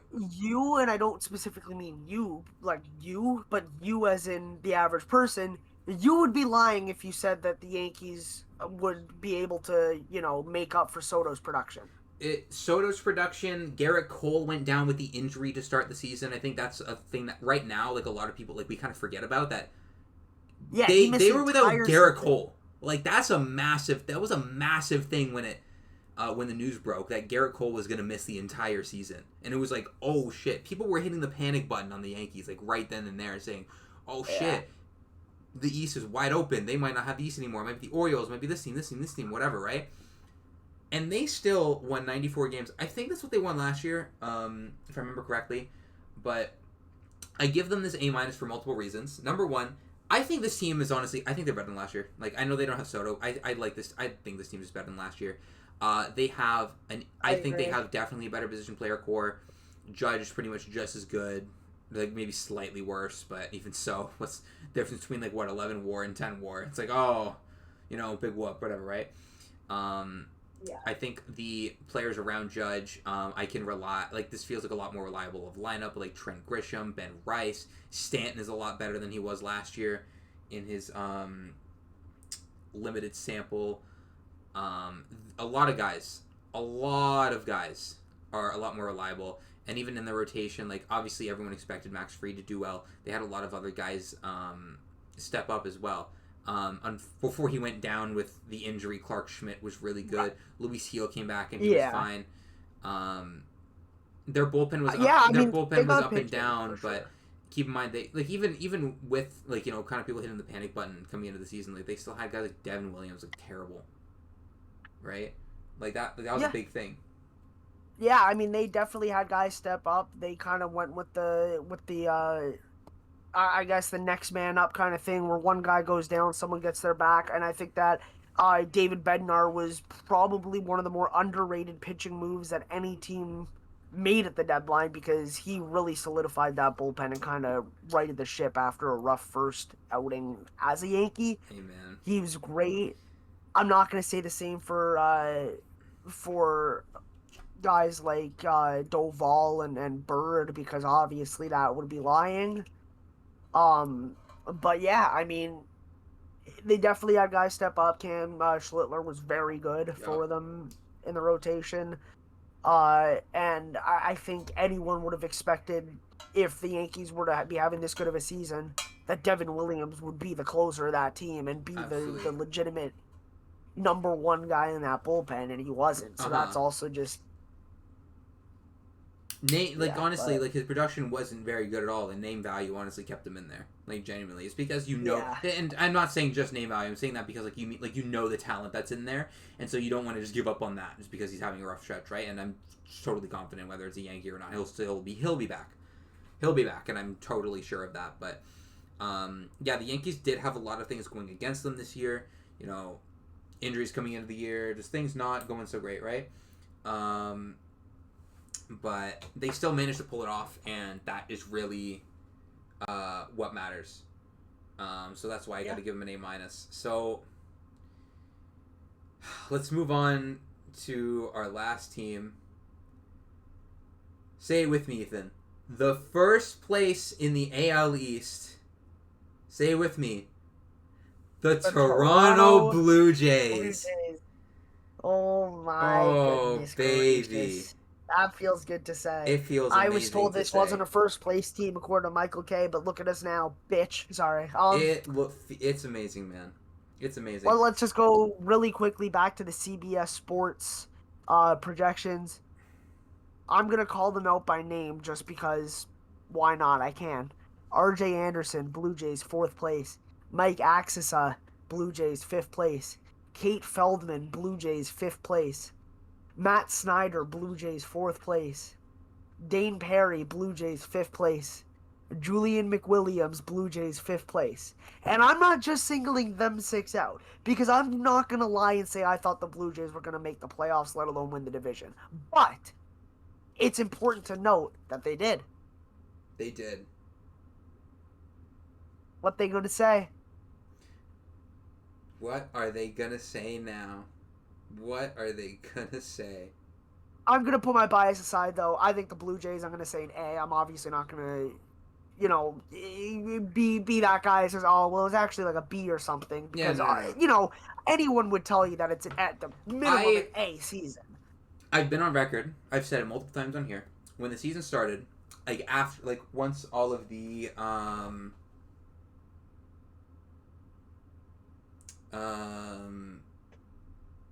once all the moves were done, I had gone on my friend's pod, and I had said, if everything goes right, the stars align, this is an 85 win team. Maybe 86. Yeah.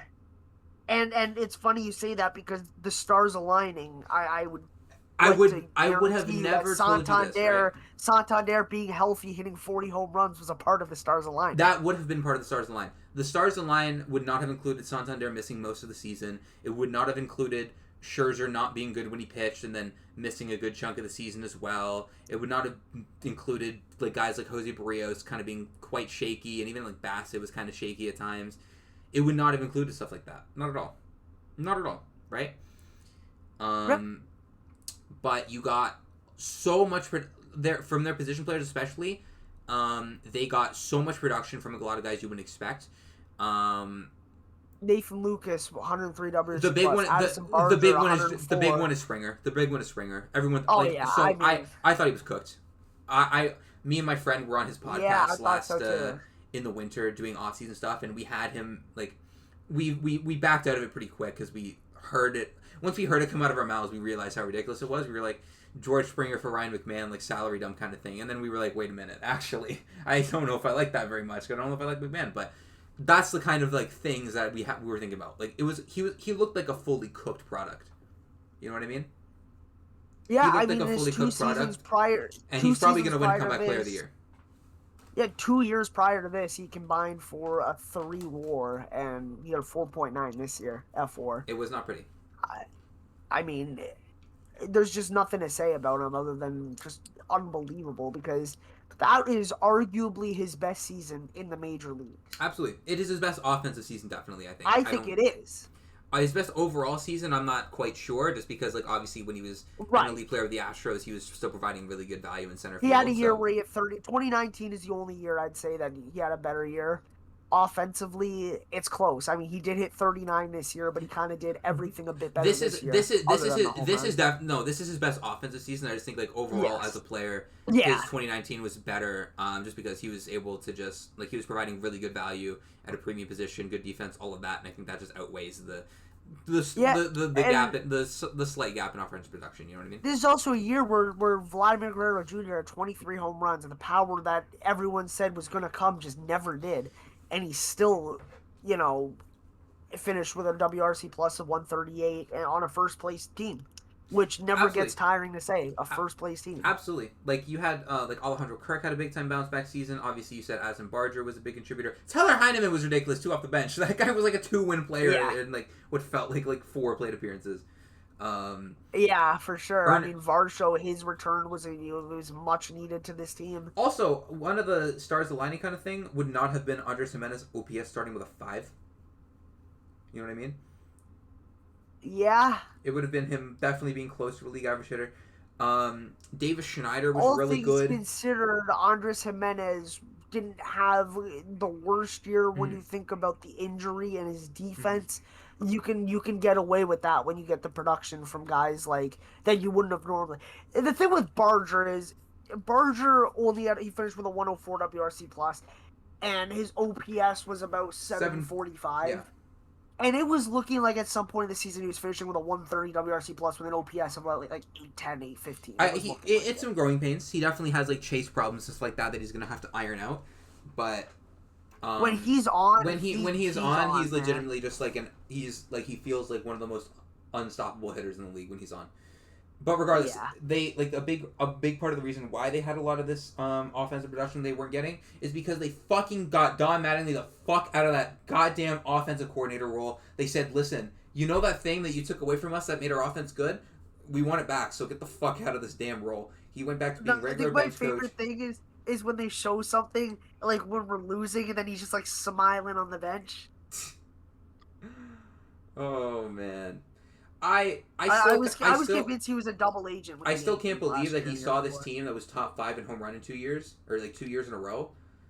First, and then I think they were 4th in 22. And he came in and he said, yeah, I don't really think we have any guys that are popping like 30 home runs like that. And I'm like, what the fuck? I was like, what the fuck are you talking about? And then, of course, their offense, they lean into more of like a put the ball in play kind of oriented approach, right? And they kind of lean away from their quality of contact thing. And then, of course, their offense isn't good. And then they get him out of that role. They get David Popkins in there. Their quality of contact improves so much. And, of course, they go and they're scoring a bunch of runs again. It's like, who would have fucking thought, right? It's almost like this is what literally everybody was saying, you know? It's kind of crazy. But it's like when you think about it like that, it's actually like very easy to understand why this offense got so much better. I wouldn't have thought it would have been this good to this extent because they're like a give or take top 5 lineup in ball, but it's not like this change is like a nothing thing, right? It's a very significant thing. But yeah, that's why I give them an A. Not an A plus because it's not like they were a perfect team because they definitely had some, they have some holes. They have things that are kind of concerning. They're not a perfect team, and they definitely had moments where they looked not very good, even after they got hot. But yeah, may not be perfect, but you know what they are? First place. AL East First champions place. once again. Look at first place, baby. And you'll And you'll see the see the Jays. Jays. Oh, Bring that man. back. Bring that back, man. All right. We are going to go into our next little segment. We are going to have a quick little preview of all of the wild card matchups in ball. Ethan, do you want to start in the AL or NL? What you got? We started NL for the grades. Let's start in the AL for this one. All right. Which matchup do you want to start with first? Let's go with Tigers Guardians. Tigers Guardians. So we've seen this matchup so much recently. They played in Comerica like literally less than 2 weeks ago. They just did that series. They were playing in Cleveland literally like 3 days ago. They finished that series. And now they're going to host the Tigers in the wild card series. The winner of that series is going to go on to play, I think, Seattle. This series is a very interesting thing. So obviously, the Guardians for a lot of the season are not a team that anyone had on their radar, right? Myself included. I think you're included in that too. I think most people listening are probably included in that. If not, they're probably lying. It is okay to say that you didn't have them on their radar. I promise you guys it's okay. I didn't either. Okay? They were nowhere near. But what is very important is that they are red hot. And really the playoffs are literally just a game of who's hot and who's not, right? We see all the time where maybe a higher seeded team, they get knocked off. You remember last year, the Mets, they were one of the best teams in ball in the second half, and that's really what propelled them into the NLCS last year and almost to the World Series. The Tigers, on the other hand, have been playing terrible. They've been playing some of their worst ball of the season recently. No, not so. They have been playing their worst baseball of the season in the last couple of weeks, last month or so. It's been bad. It's been really bad, right? Obviously, had the mini. I kind of tore them apart when we were given the grades. And I gave them a D+. But like this team just has not been good, and that's something to think about going into a playoff series. At the same time, I do think that the Tigers have more talent on their roster than the Guardians. Talent for talent, I would take the Tigers every day of the week. I'll be totally for real with you. But at the same time, the Guardians are red hot right now, and they have everything clicking. Everything is going their way. But the Tigers' talent... Listen, man, Tariq Skubal and Reese Olson in a 1-2. That's kind of crazy. That's kind of ridiculous. I think this is kind of where I'm at with the rotation. They've got the 1-2 that beats Cleveland's 1-2. Oh, they do, and it's not close. Their 1-2 beats a lot of 1-2s. Oh, no, 100%. But if it goes past that... If they go to game 3, who knows? It's legitimately like, who knows? I don't know. You know what I mean? It'd be a very interesting thing. Because you don't know, right? Things to look at is that like the Tigers for the season, I think their offense is probably more reliable, even if it's gone cold recently. They do have the 7th best barrel rate in the league. They are very good at actually maximizing their contact. They're 7th in barrel rate. Their hard hit rate isn't quite as high. They're 13th, but it's still a hell of a lot higher than where like Cleveland lies, for example, right? Like, for example, barrel rate, Cleveland is dead last. Hard hit rate, they're dead last. The thing is, outside of Jose Ramirez and Calmanzaro, that lineup doesn't really scare me at all. It doesn't. If I'm a pitcher, I'm, like, feasting. You know what I mean? Again, the Guardians do this thing where they just somehow squeak out wins, so I'm not going to say that it's not possible for them to, but... This is unfortunately true. And another thing is, the Guardians, they do make a decent bit of contact. Like, obviously, we saw what happened like last week in what I call the most probably haram inning of all time, where they scored 3 runs and they didn't have a ball in the infield. Oh my goodness, yeah. That was bad. A thing to consider is that the Tigers, like, if they were going up against a team, like, for example, if they were going up against, like, Toronto or like, the Cubs or something, right? Their defense is not going to, like, let shit like that slide. Like, if you're going up against a really good defense, if you're just putting a lot of weak contact in play, you're essentially just feeding the defense outs, right? The Tigers are a not good defensive team. They're -5 outs above average on the season. They're not a good defensive team, like, at all. There's not really a way to slice it. So that is something where it's like that kind of thing. It could actually kind of screw the Tigers over just because their defense is not very good. So you could end up, you could end up seeing like a lot of these balls get misplayed, right? And that ultimately could lead to an inning where that puts the Guardians over the top for a game, and then all of a sudden you're up 1-0, where you tie the series 1-1 and you send it to a game 3. You know what I mean? Yeah. But I do have to say that I would definitely probably lean on the Tigers offense more. Like they're just I agree. they're a That's better where I'm at. like their contact is so much better. The Cleveland is the worst quality of contact team in the league. That is like not really up for debate. They are literally dead last in a lot of really important quality of contact metrics like barrel rate and hard hit rate. They do not hit the ball hard, right? And it's very hard to score a lot of runs when you are not making good contact, right? When we were talking about the Padres earlier, that's a big reason why their offense isn't very good. It's because they don't make very good contact either. That's a big reason. That's a big reason why the Royals are their offense isn't really good. You know, the Royals have the second highest contact rate in the league this year, and they're like bottom, like they're bottom, and they're near the bottom in a lot of offensive categories. That's what kind of scares me about Cleveland. They might squeak a game out here or two. They might squeak a game out or two, or they could even win the series against the Tigers if the Tigers remain cold. But I like when I look at these teams, pound for pound. I look at what they're good at, what they're not good at. The Tigers have a lot more things that I can rely on. You know what I mean? Even if their defense isn't good, the Guardians' defense isn't that much better. It's like an outs above average is like 14th versus 18th. Like it's not that big of a difference. But I think the Tigers, I can lean on their offense a little more. You know what I mean? So what do you got? What's your prediction for the series? I'm gonna go Tigers and. I want to go Tigers. I have the Tigers coming out of this barely. It's gonna be a really tough 3-game series. Yeah, you say Tigers in 3? Yes. Here's my thought process. I think that it's either going to be Tigers in 2. They're going to win both, like the first 2, or Guardians in 3. I think if it goes to a game 3, the Guardians are going to win just because I think that it means that the Tigers are still cold and that the Guardians are just, still finding a way to just win these games. Mm-hmm. If they can just somehow squeeze a couple runs off Skubal and Olsen and force a game 3, I think that it's theirs for the taking. Mm-hmm. But I just think that the rotation is too good. Like Skubal is too good, and that Olsen is also just very good to the point where I just think the Tigers are going to wake up a little, realize shit, we got to lock in. It's the playoffs. I have Tigers in 2. Yeah, that's what I'm gonna pick as well. That's what I'm picking. Not in 2, probably. I'd still go in 3, but whatever. Yeah, whatever. Tomato.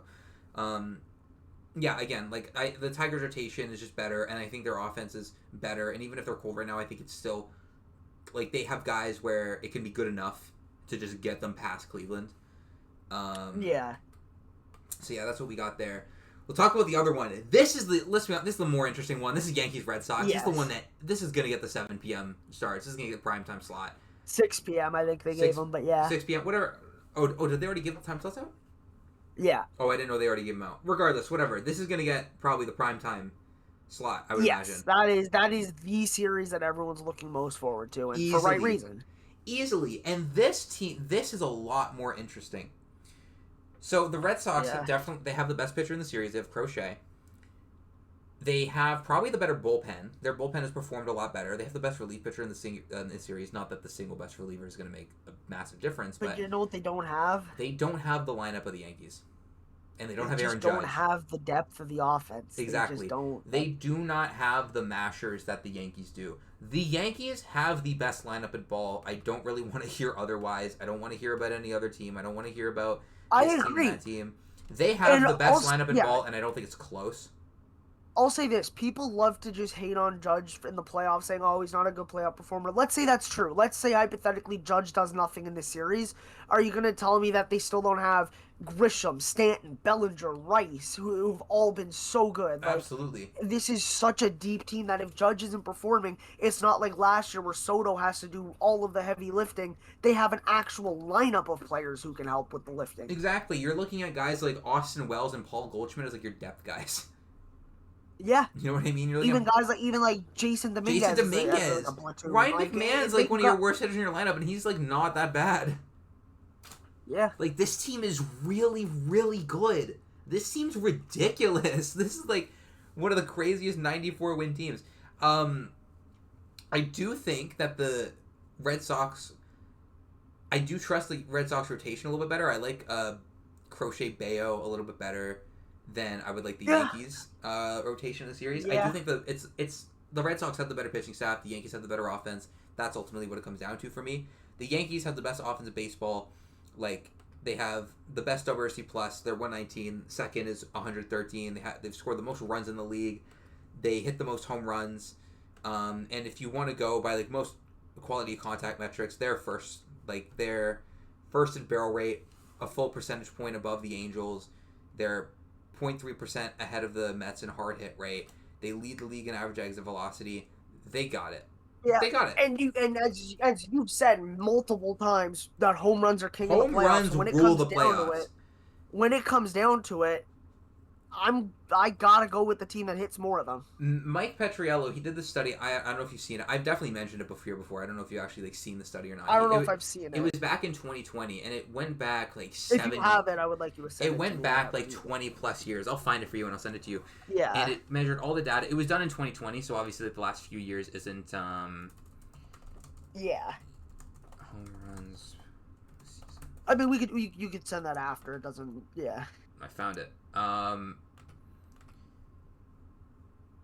Yeah, here we go. I think I found it. I think this is it. Here, I'll send it to you right now, and you can look at it. But basically, for like ages, right? Ages. Home runs, like the team that hits more home runs is going to win like 75% of the time, right? Obviously, not every single game. That's what the 20% is there for, right? Yeah. From 1969 to 2020, the team that hits more home runs has a winning percentage of 780. Yeah. In 2010 to 2020, it's actually gotten a little bit smaller at 775. In the last couple years, it's more or less the same thing. Like, it's more or less like the same rate. I don't know what the full numbers add up to. I have the numbers somewhere in the last 5 years, but like, this is the thing. People like to say that it's the small ball that wins the playoffs. It is not. Let's not lie to ourselves. Like, history proves this. That's like a 75-year sample size. Small ball will get you on base. Home runs will win. Home runs are going to, because listen, when you're going up against the Tariq Skubals of the league, the Garrett Crochets, you're not going to expect to get the string like 4 hits in a row off one of those guys. You need someone to run into one every once in a while. That is why you see a lot of power. A lot of the teams that are able to crank home runs in the playoffs, they're usually the ones that are going to come out on top. It's not going to be. It's not always going to be just the one that strung hits together. You're going to have a few games here and there where the team that hit more home runs actually ends up losing. It's going to happen. Like, everything happens. It's baseball, right? You see you saw the Rockies beat really good teams this year. I'm sure they beat the Dodgers in a couple games, right? But would you tell me the Pirates? Rockies? Look at the Pirates. They always beat the Dodgers. Exactly. But would you tell me they're better than the Dodgers? Absolutely not, right? Yeah, I mean, no. Exactly. Imagine. Yeah, absolutely not. Don't go there. But, like, this is a thing. And so it's hard for me to look at the team that is so much better in the power hitting department and pick against them. If I did, it would probably be because the Red Sox rotation and pitching staff as a whole is just that good. It wouldn't have as much to do with, the Red Sox stringing a bunch of hits together. It would probably be closer to they'd be able to get their own rallies going. But Boston's not like a spectacular offensive team. Like, they're a good line. Like, they're an above average lineup. Like, they're 12th in WRC plus. They're 7th in runs scored. They're 15th in home runs. Excuse me. They're pretty solid in terms of a lot of quality and contact. They're 8th in barrel rate. They're actually 3rd in hard hit rate. So I actually wouldn't be surprised if like their offense like catches fire and just starts cranking them. Especially, I think it's going to be like just an incredible series that you look back like 10 years from now and be like, wow, remember that? I'm Yankees going to in go. three is my prediction. I'm going to go Yankees in 3 as well. I got the Yankees in 3.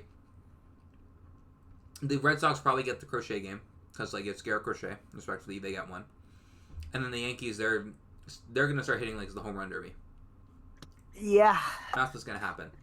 I would not be surprised to see the Red Sox come out of it. Like I said, I wouldn't be surprised if their offense starts running into them because they make really good contact as well. Even if their home run numbers don't really back it up quite as much, they're still really good at making good contact. So if they were able to make the most out of it and really just catch fire in a series, especially against a starting rotation and bullpen that, definitely could be better, I wouldn't be surprised if they run into it, especially because they have some really capable hitters on this team. Bregman, Wilyer Abreu's really fucking good. Like, they have guys.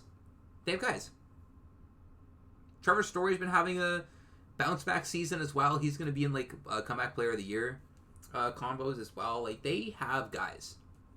But yeah, I'm going to go Yankees in 3. So that's the AL wild card series right there. Move to the National League. We got Reds Dodgers. I mean. Yeah, I mean. I love. Look, I love what the Reds did. I think that unbelievable, incredible season. If you're a fan, you're excited. The Dodgers are the Dodgers, though. This is a David versus Goliath series. It is. Look, I'm not going to just say that there's no way the Dodgers don't win there's no way the Dodgers lose because we saw what happened against Arizona where it was a similar thing. Exactly. And Arizona just won. Also, what we need to, acknowledge here is that it's not like the Rays are a bad team. It's not like they don't have what it takes to win the playoffs. They have a ridiculous 1-2-3 on their rotation. Andrew Abbott, Hunter Green, Nick Lodolo is insane. That's a ridiculous 1-2-3, and that very well, if they're on, that could win them the series. But I think the Dodgers have also an elite rotation, and they have a great offense too. They have one of the best lineups in baseball. Even aside from the fact that a guy like Mookie Betts massively underperformed, they were still tied for second in WRC+. They were second in runs scored, right? They were second in home runs. Like, this team also mashes. They mash the shit out of the baseball. And so it is hard for me to look at this team and then also go over, I look at the Reds lineup, which is a very below average lineup, by the way. Their lineup is not very good. And then say, I'm going to pick the Reds. I just struggle to see the Reds even taking a game on paper, is my thing. I don't know if I'd say I can struggle to see them. Like, I could very well see them coming out of the series if their starting pitchers are just on their shit. Yeah. But I have a hard time seeing the Reds lineup scoring a bunch of runs off the Dodgers offense. That's what I mean. Off their pitching, I just feel like it's going to get to the point where the Dodgers hitters are just too overwhelming for them. And no matter how good their pitching is, it's just something's going to snap and just the Dodgers are going to take over. Yeah. I want to see a series. I want to see the Reds come out swinging. I want to see them win, honestly. That would be fun for baseball. I personally have Dodgers in 2, though. Yeah, I got Dodgers as well. Dodgers in 2. Again, this does not mean it's de facto, doesn't mean it's definitive, doesn't mean it's any of that. Reds could very well. We're just fans who watch the sport. We don't know what's going to happen on the actual field. Nobody does. I'd love to see the Reds make a deep playoff run. I think that'd be sick. But I would love it. Very well could happen. All right. Padres Cubs. That's going to be a closer series than Padres Cubs. It is definitely going to be a lot closer.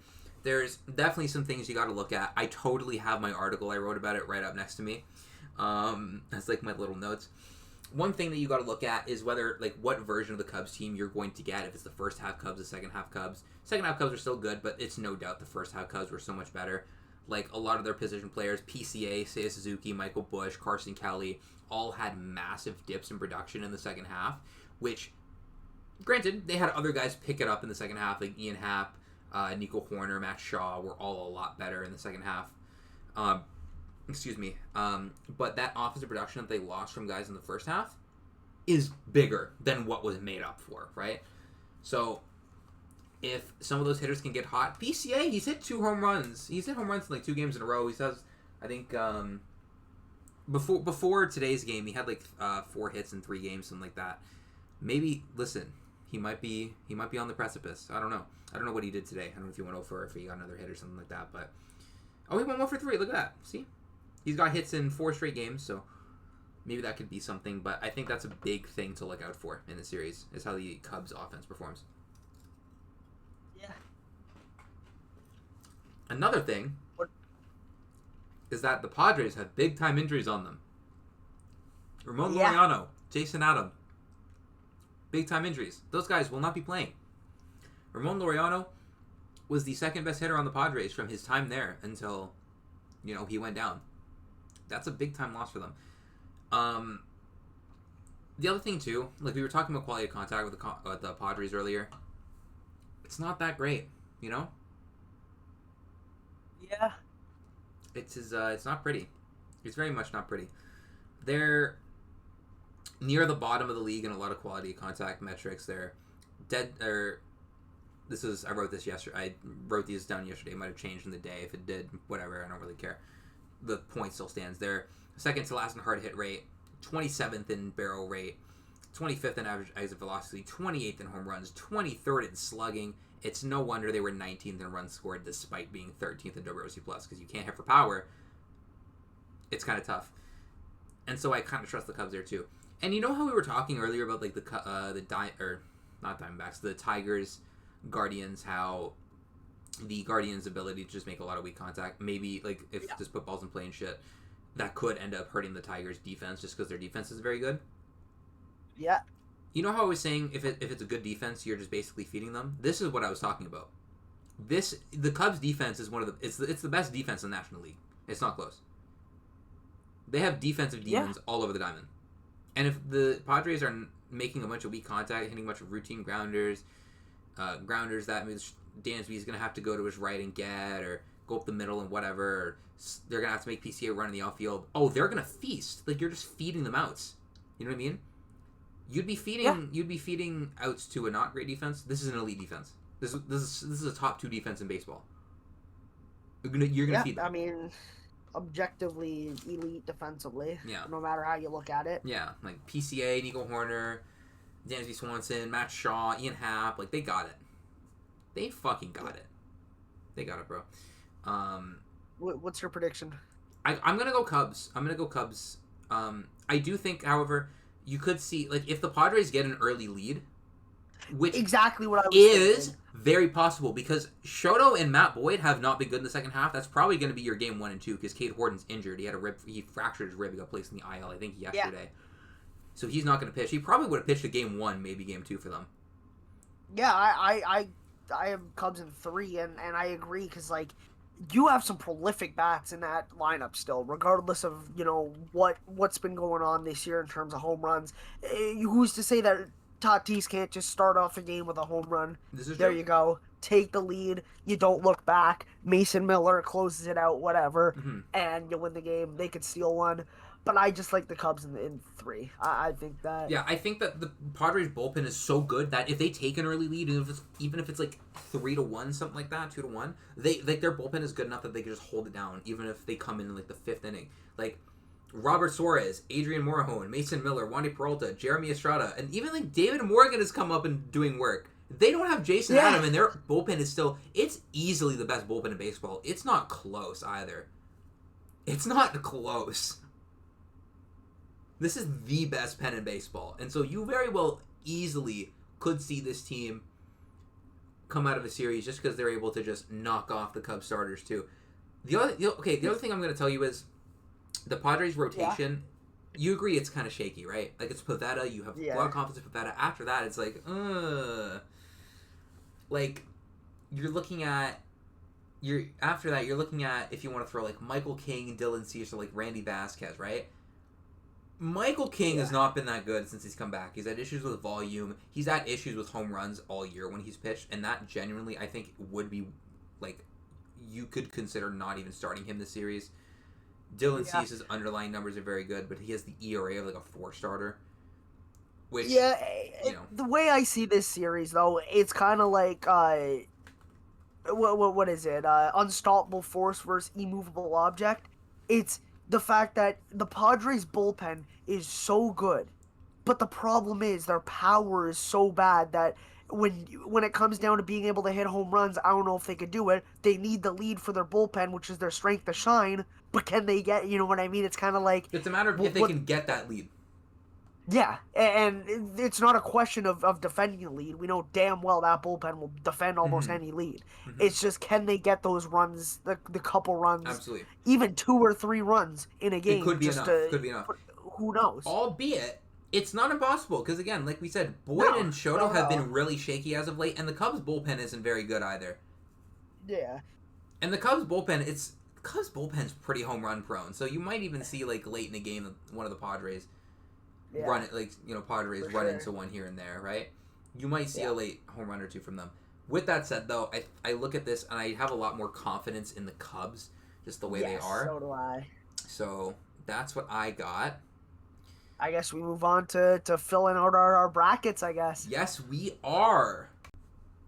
All right, so now we got brackets to fill out. So, Ethan, do you want to do yours first, or you want me to do mine first? What do you got? You can go first. You can go first. All right. So I already gave my picks for the wildcard series. I have the Tigers, I have the Yankees, I have the Cubs, and I have the Dodgers. So I'm going to start in the NL. This would be Dodgers-Phillies. This is a crazy series. Phillies have power. They have a really good rotation. Their bullpen, they have some guys, but it's still, like, not perfect, right?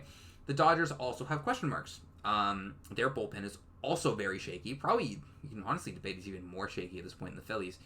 But their lineup is ridiculous, man. I'm not gonna lie though. I'm kind of leaning the Phillies here. Like, as good as I think the Dodgers are, I'm slightly leaning the Phillies. There's something about this team that just gets me, man.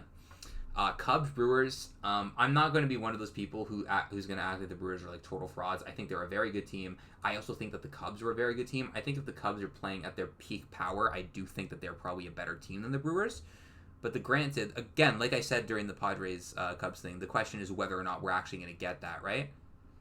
So I do think that is a massive question mark. The Brewers, also, one thing to note, they have not been nearly as hot as of late.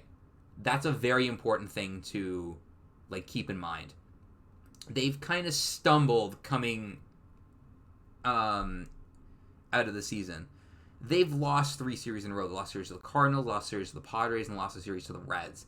Before that, you know, they had swept the Angels, won a series against the Cardinals. They had lost a series to the Rangers before that, swept the Pirates, and then lost a series to the Phillies. That was really when they started being like, you know, it's a little bit shaky. So it's a little interesting. Again, on paper, I think the Cubs are probably a more reliable team, but the Brewers also have been really good all season. This, I think, is a 5-game series right here. I think this is an absolute toss-up. I'm going to lean Cubs in this. I'm going to go Cubs. I'll go to my AL now. We have Tigers, Mariners. I'm not going to lie. I'm not thinking twice. I'm picking the Mariners. I think the Mariners might be the best team in the AL. Like, they might genuinely be the best team in the American League. This team is ridiculous. And, like, you know how high I am on this team, how ridiculous I think this team is. I think they're absolutely fucked. I think they're really well equipped for a playoff series. I think they have really good bats in there. I think the rotation can go toe-to-toe with anyone. They have the back end of the pen to hold a lead if your starter goes 6. I think they're really good. This series is going to be so interesting. It's going to be so interesting. And it is objectively true that the Yankees are a better offense than Toronto. They lead Toronto in, like, almost every single offensive category you can think of. WRC plus, runs scored, home runs, whatever, right? The only thing that I'm thinking about here is, like, Toronto's 1-2 versus Cleveland's 1-2. Gausman hasn't been as good in his last couple starts as he was before that. He was legitimately looking like one of the best pitchers in baseball, and then last 2 starts he stumbled a little bit. Shane Bieber, I think that's your 1-2. Those 2 going into a postseason. I trust the Blue Jays bullpen a lot more than I trust the Yankees bullpen. And I think I do trust the front of the... I think I trust the Jays rotation probably a little bit more. I don't love either rotation, to be quite honest with you. Actually, no. I trust a Fried Rodon 1-2 more than the Jays run 2. But I think that if the Jays were able to get an early lead, I think this is a thing where they'd probably be a little more equipped to hold it down than the Yankees would. I do think this is a 5-game series, though. And maybe I'm biased, but I'm going to pick Toronto in 5 games here. Okay. So now we got the championship series here. Phillies and Cubs, man. Both these teams are really good. In the NL, I do think that the Phillies have the better offense. I probably like their rotation a little bit better, too. And the Cubs bullpen, it's also really shaky. I'm going to pick the Phillies into this hypothetical NLCS. That's my NL champion right there, the Philadelphia Phillies right here, right? And now in the ALCS here, we would have... Okay, this gives me PTSD looking at this, bro. And this gives me PTSD. I didn't think this far ahead. Listen, I might have chose the Yankees just to avoid PTSD right here. No, I'm kidding, but yeah. So obviously the Jays are ridiculous. Their offense is really good. The front end of the rotation is pretty good, and they have a really good back end of the bullpen. Their bullpen has pitched really well recently. There's another team again, even against the Mariners. I think if they are able to get an early lead off their starters, let's say a Logan Gilbert doesn't have quite a good start, or it goes to a game 4 and a George Kirby starting, and they're able to get an early lead off him. I think that's a guy. I think that's the type of things where if they get an early lead, they would probably be able to keep that lead. Obviously, the Mariners' offense is really good. They're 6th in barrel rate. They are an elite home run hitting team. They're 4th in hard hit rate. So it's not like they're just going to feed the Jays outs. They're going to put some things together. Unfortunately, yeah. I think it's a little bit much to outweigh what Toronto does well. And so I'm going to have the Seattle Mariners coming out of the AL. So I got a Mariners Phillies World Series right here. And who would I pick in this series? Listen, some people are going to be really happy with me right now. That's my pick right there. That is my pick. First ever time. I got the Mariners. New champion. Here we go. I got the Mariners winning their very first World Series. That's what I got. That's what I have right here. This is my bracket. We have some very similar opinions here, and I like your thought process, and I agree with them for the most part. I'm thinking a lot about what translates well to the postseason. Yeah, for sure. Which I say that, and I don't pick the Yankees to win, but I think that a lot of what Toronto does well. I think both rotations are a little bit shaky, but the front ends are really good. I think that Toronto has an infinitely better bullpen. And obviously Toronto still has a really good offense, even if they're not nearly as the home run hitting team that the Yankees are. I will say that I would not be surprised if the Yankees do end up coming out of the AL because, again, like we always say, home runs, they fucking rule the postseason. That's not really a conversation. And Toronto's pitching staff does have some home run problems, so that might not be the greatest matchup. You know what I mean? So, very well the Yankees could end up coming out of the series. I'm not going to say that it's unlikely. There's a very good chance the Yankees still come out of that. But, I don't know. Gut just tells me Toronto, but listen, I got the Mariners coming out. I got the Mariners as their first World Series win. So, that's what I got right here. I'm going to hit the refresh button, and I'm going to let you take your pick in just a sec here. Okay, I'm just going to make sure that's showing properly on OBS. All right, yep. So, first and foremost, I had said Tigers in 2, and I'm sticking by it here. I'm obviously going with the same ones, Yankees in 3. Yeah, I think we had all the same wildcard picks, did we not? Yeah, I'm going to go Dodgers in 2, and then Cubs in 3. Yeah, okay. We had all the same wildcard picks. All right. You started the NL, I'll start the AL, because why not? Mm-hmm. Tigers, Mariners. Again, I just think the Mariners are too good. And we've said it many times that the theoretical version of this team, the ceiling of this team is unmatched. Mm-hmm. And I don't think the Tigers are going to be the one that'll be able to put an end to this. So yeah. The Mariners, even without the theoretical version of this team, they're still ridiculous. Even with guys like George Kirby underperforming, they're fucked. Yeah, I'm going to say Mariners in 4. Okay. But, yeah. Blue Jays, Yankees, this is a tough one because as a Jays fan, so badly do I want the Blue Jays to win. I think we have a legit shot. Anyone in the playoffs has a shot, right? Any given game, any given series, anybody can win. Mm-hmm. I'm doing this to kind of maybe lower my expectations, if you will. But do a little bit of jinxing. I think the Yankees lineup is too good. And if your expectations, if you set the bar low, you can't be disappointed, or at least that's the copium. Listen, Yankees in that's 5. listen. If you expect disappointment, you'll never be disappointed. Dodgers and Phillies. The Dodgers again are just so good, but the Phillies, they have home field advantage. That atmosphere, bedlam in the bank, unmatched. I mean, it is a unique, one of a kind sports experience. That's not to say there are other teams that don't have incredible atmospheres. The Phillies, I mean, they just always bring it. I think that's going to take a toll on the Dodgers. I think the Phillies are going to win in 5 games. Okay. Cubs Brewers. I'm not one of those people who will say, "Hey, the Brewers lost in the past always. They're going to lose again Yeah, no, because of that's that." a really dumb thing. And I also I personally I just think, want to make it clear, even yes, though I picked against the Brewers, I do not think that way. I just think the Cubs are really good, and I just kind of they just have more that's my thought things that I process. think translate to the postseason well. The regular season means nothing. It Mm-hmm. doesn't matter the season series, but I This is really true. like the way that the Cubs have played the Brewers this year. Okay. I really do like this matchup for the Cubs. I have the Cubs moving on Okay. in, let's say, That could be a 5 game four series. games. That Honestly, could be a yeah, I think 5. it could be 5. I'm going 4. That's going to be a crazy series if that It happens. will. Yankees Mariners. It's the same thing. I think the front of that Yankees rotation is so good. Rodon's been great, and Max Fried needs no introduction.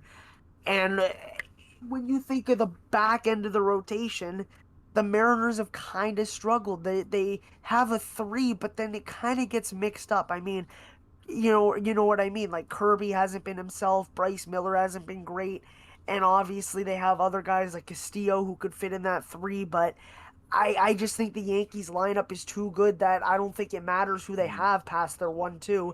I have the Yankees winning in 6. Okay. Phillies Cubs. I'm going to go with the 2009 rematch. I think the Phillies team, it's Ooh. not just because of the crowd. Obviously, that plays a part. But it's just when you put on top of the fact they have guys who slug. I'm not saying the Cubs don't have home run hitters. They don't have a Schwarber. They don't have a Harper. Give me the Phillies in 6 as well. Both in Shit. 6. Okay. And speaking of 6, I think this game's going in 6 games as well. 2009, the Yankees defeated the Phillies in 6 games. 2025, the Phillies defeat the Yankees in It's six the games. Philadelphia Phillies. All right. Say word. You got the Phillies, Yankees. Yeah, we had mostly the same. We had the exact same NL bracket. Yeah, it That's was really literally funny. it's literally just you had the Mariners over the Yankees and then over the Phillies. That's pretty much the only difference. And I had the Jays going to the LCS. That's really the only difference. Yeah. Oh well, yeah, that too. Actually, you'd have the Mariners over the Jays. Uh huh. But yeah, I mean, look, no matter what happens, I think we're in for a very fun October and early November. We got it. I'm looking forward to it, man. This is gonna be a fun ass. This is gonna be a fun ass playoffs, bro. I cannot wait for the games to start on Tuesday. We will be there. I'm so glad I did not get scheduled for work. I will be watching ball literally all fucking day. Beautiful. That will be all I'm doing. We will be ball watching the shit out of this Yes, thing, we bro. will. So, yep. Yeah, I think that's all we got for today. So, thank you everyone for tuning in. If you listen for just a couple minutes, whole thing doesn't matter. Thank you so much. Thank you for Also, yeah, please, in the YouTube replies and the Twitter posts, the Instagram posts, please share your predictions for the wild card round, for the playoffs, anything you have to share. We Mhm. would love to hear them. Exactly. Let us know what you think is gonna happen. Let us know if you have any crazy hot takes. You think the Guardians are gonna make it all the way? You think the Padres? Or you think the Reds are gonna make a deep run? Whatever it is, you let us know what you got. If you got anything Oh, crazy. Ooh. one last thing. Let's actually quickly give our World Series MVPs because why not? We can do that. Ooh, true. We can. And we'll add that. We'll add that on the graphics too. See, quick thinking at the end of the pod. You know what? Who do you got have it. for the You got it. Mariners? Who do I got for the Mariners? It would be very easy to go with a guy like Kyle Raleigh. He led the league in home runs. Could go with a guy like Josh Naylor, but I don't love him against the. I think the Yankees have some really tough lefties. I'm I'm going to go Eugenio Suarez as my World Series MVP for the Seattle Mariners. I like it. For me, for the Phillies, look, Kyle Schwarber. I mean, he hits home runs like almost nobody else. Bryce Harper. He's Bryce Harper. He loves these moments. He lives for these moments. Harper, the swing of his life. Yeah, exactly. However, when push comes to shove, there's one guy who I think is just gonna really show that he has it, and this is a guy who hits near them in the order. But I think when the pitchers are kind of focused on Schwarber and Harper, they're gonna need somebody else. I don't know if he's gonna be in the starting lineup. With all due respect, this is gonna be a guy who, in his not last postseason, the postseason before that was absolutely incredible. He hit 5 home runs in 9 games. Give me Harrison Bader. Woo! I love the pick. I love the pick. That's your boy right there, isn't it? Sure. That's your boy. Yeah, he is my boy. Hell yeah. Shout out to Harrison Bader. Shout out to the Phillies. Shout out to the Mariners. Shout out to everybody, man. If you made the playoffs, it means you're a good team. Let's see what you got. This is true. Show us what you got. I'm hoping to see good series everywhere. Everywhere I look, I want a good series. So I don't want a single bad series. You better deliver, Major League Baseball. I need this. This is a beautiful. Like I see beautiful matchups everywhere.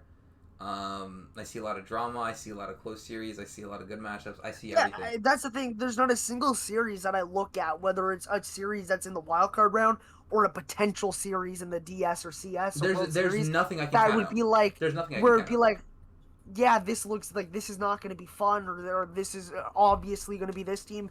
It looks even. It looks like it really could be anybody's. It really, like, even a series more like so Dodgers, than any other year. Like probably the most lopsided one is probably Dodgers Reds, but I could very easily see the Reds rotation just like going crazy and winning them a series. Like their 1-2-3 is ridiculous. Like that could very easily happen. Yeah, that's what we got for today. That's us grading every single team season. If we graded your team a little harshly, I apologize. In some cases, I don't apologize. Yeah, like if you're a Mets fan, I apologize that you had to watch what happened. I don't apologize for the grade I gave. I do not apologize for the Super F. I do apologize you had to watch that. I would not want to watch that either. My prayers, you are in my prayers. You are in my thoughts. Because I wouldn't want to go through that either. But yeah, that's us grading every single team season. We did a little wild card preview and a little bit of a postseason prediction. So how about that? But yeah, we will. 2 birds, 1 stone. Yeah, 2 birds, 1 stone. Absolutely. So that'll do it for today. We're gonna see you. We're actually, again, it's not even gonna be a full week till we see you next. We're gonna see you right after the wild card series is done. So, probably Thursday on a normal day, unless things change. Unless something weird happens, you'll probably get an episode from us on Friday. And this is probably it's probably going to go up on Monday. Put it this way. You're going to hear our ALDS and NLDS predictions before they start. That is a guarantee. Yup. Yes, you are, baby. So, again, thank you, every single one of you, for listening. Yeah, and we'll see you in less than a week. We're going to see you right after the wild card starts, or right after the wild card finishes, excuse me. Yup. Happy postseason, everyone. Happy postseason, man. I hope y'all are ready. Happy postseason. Happy postseason. Y'all take care. We'll see you later.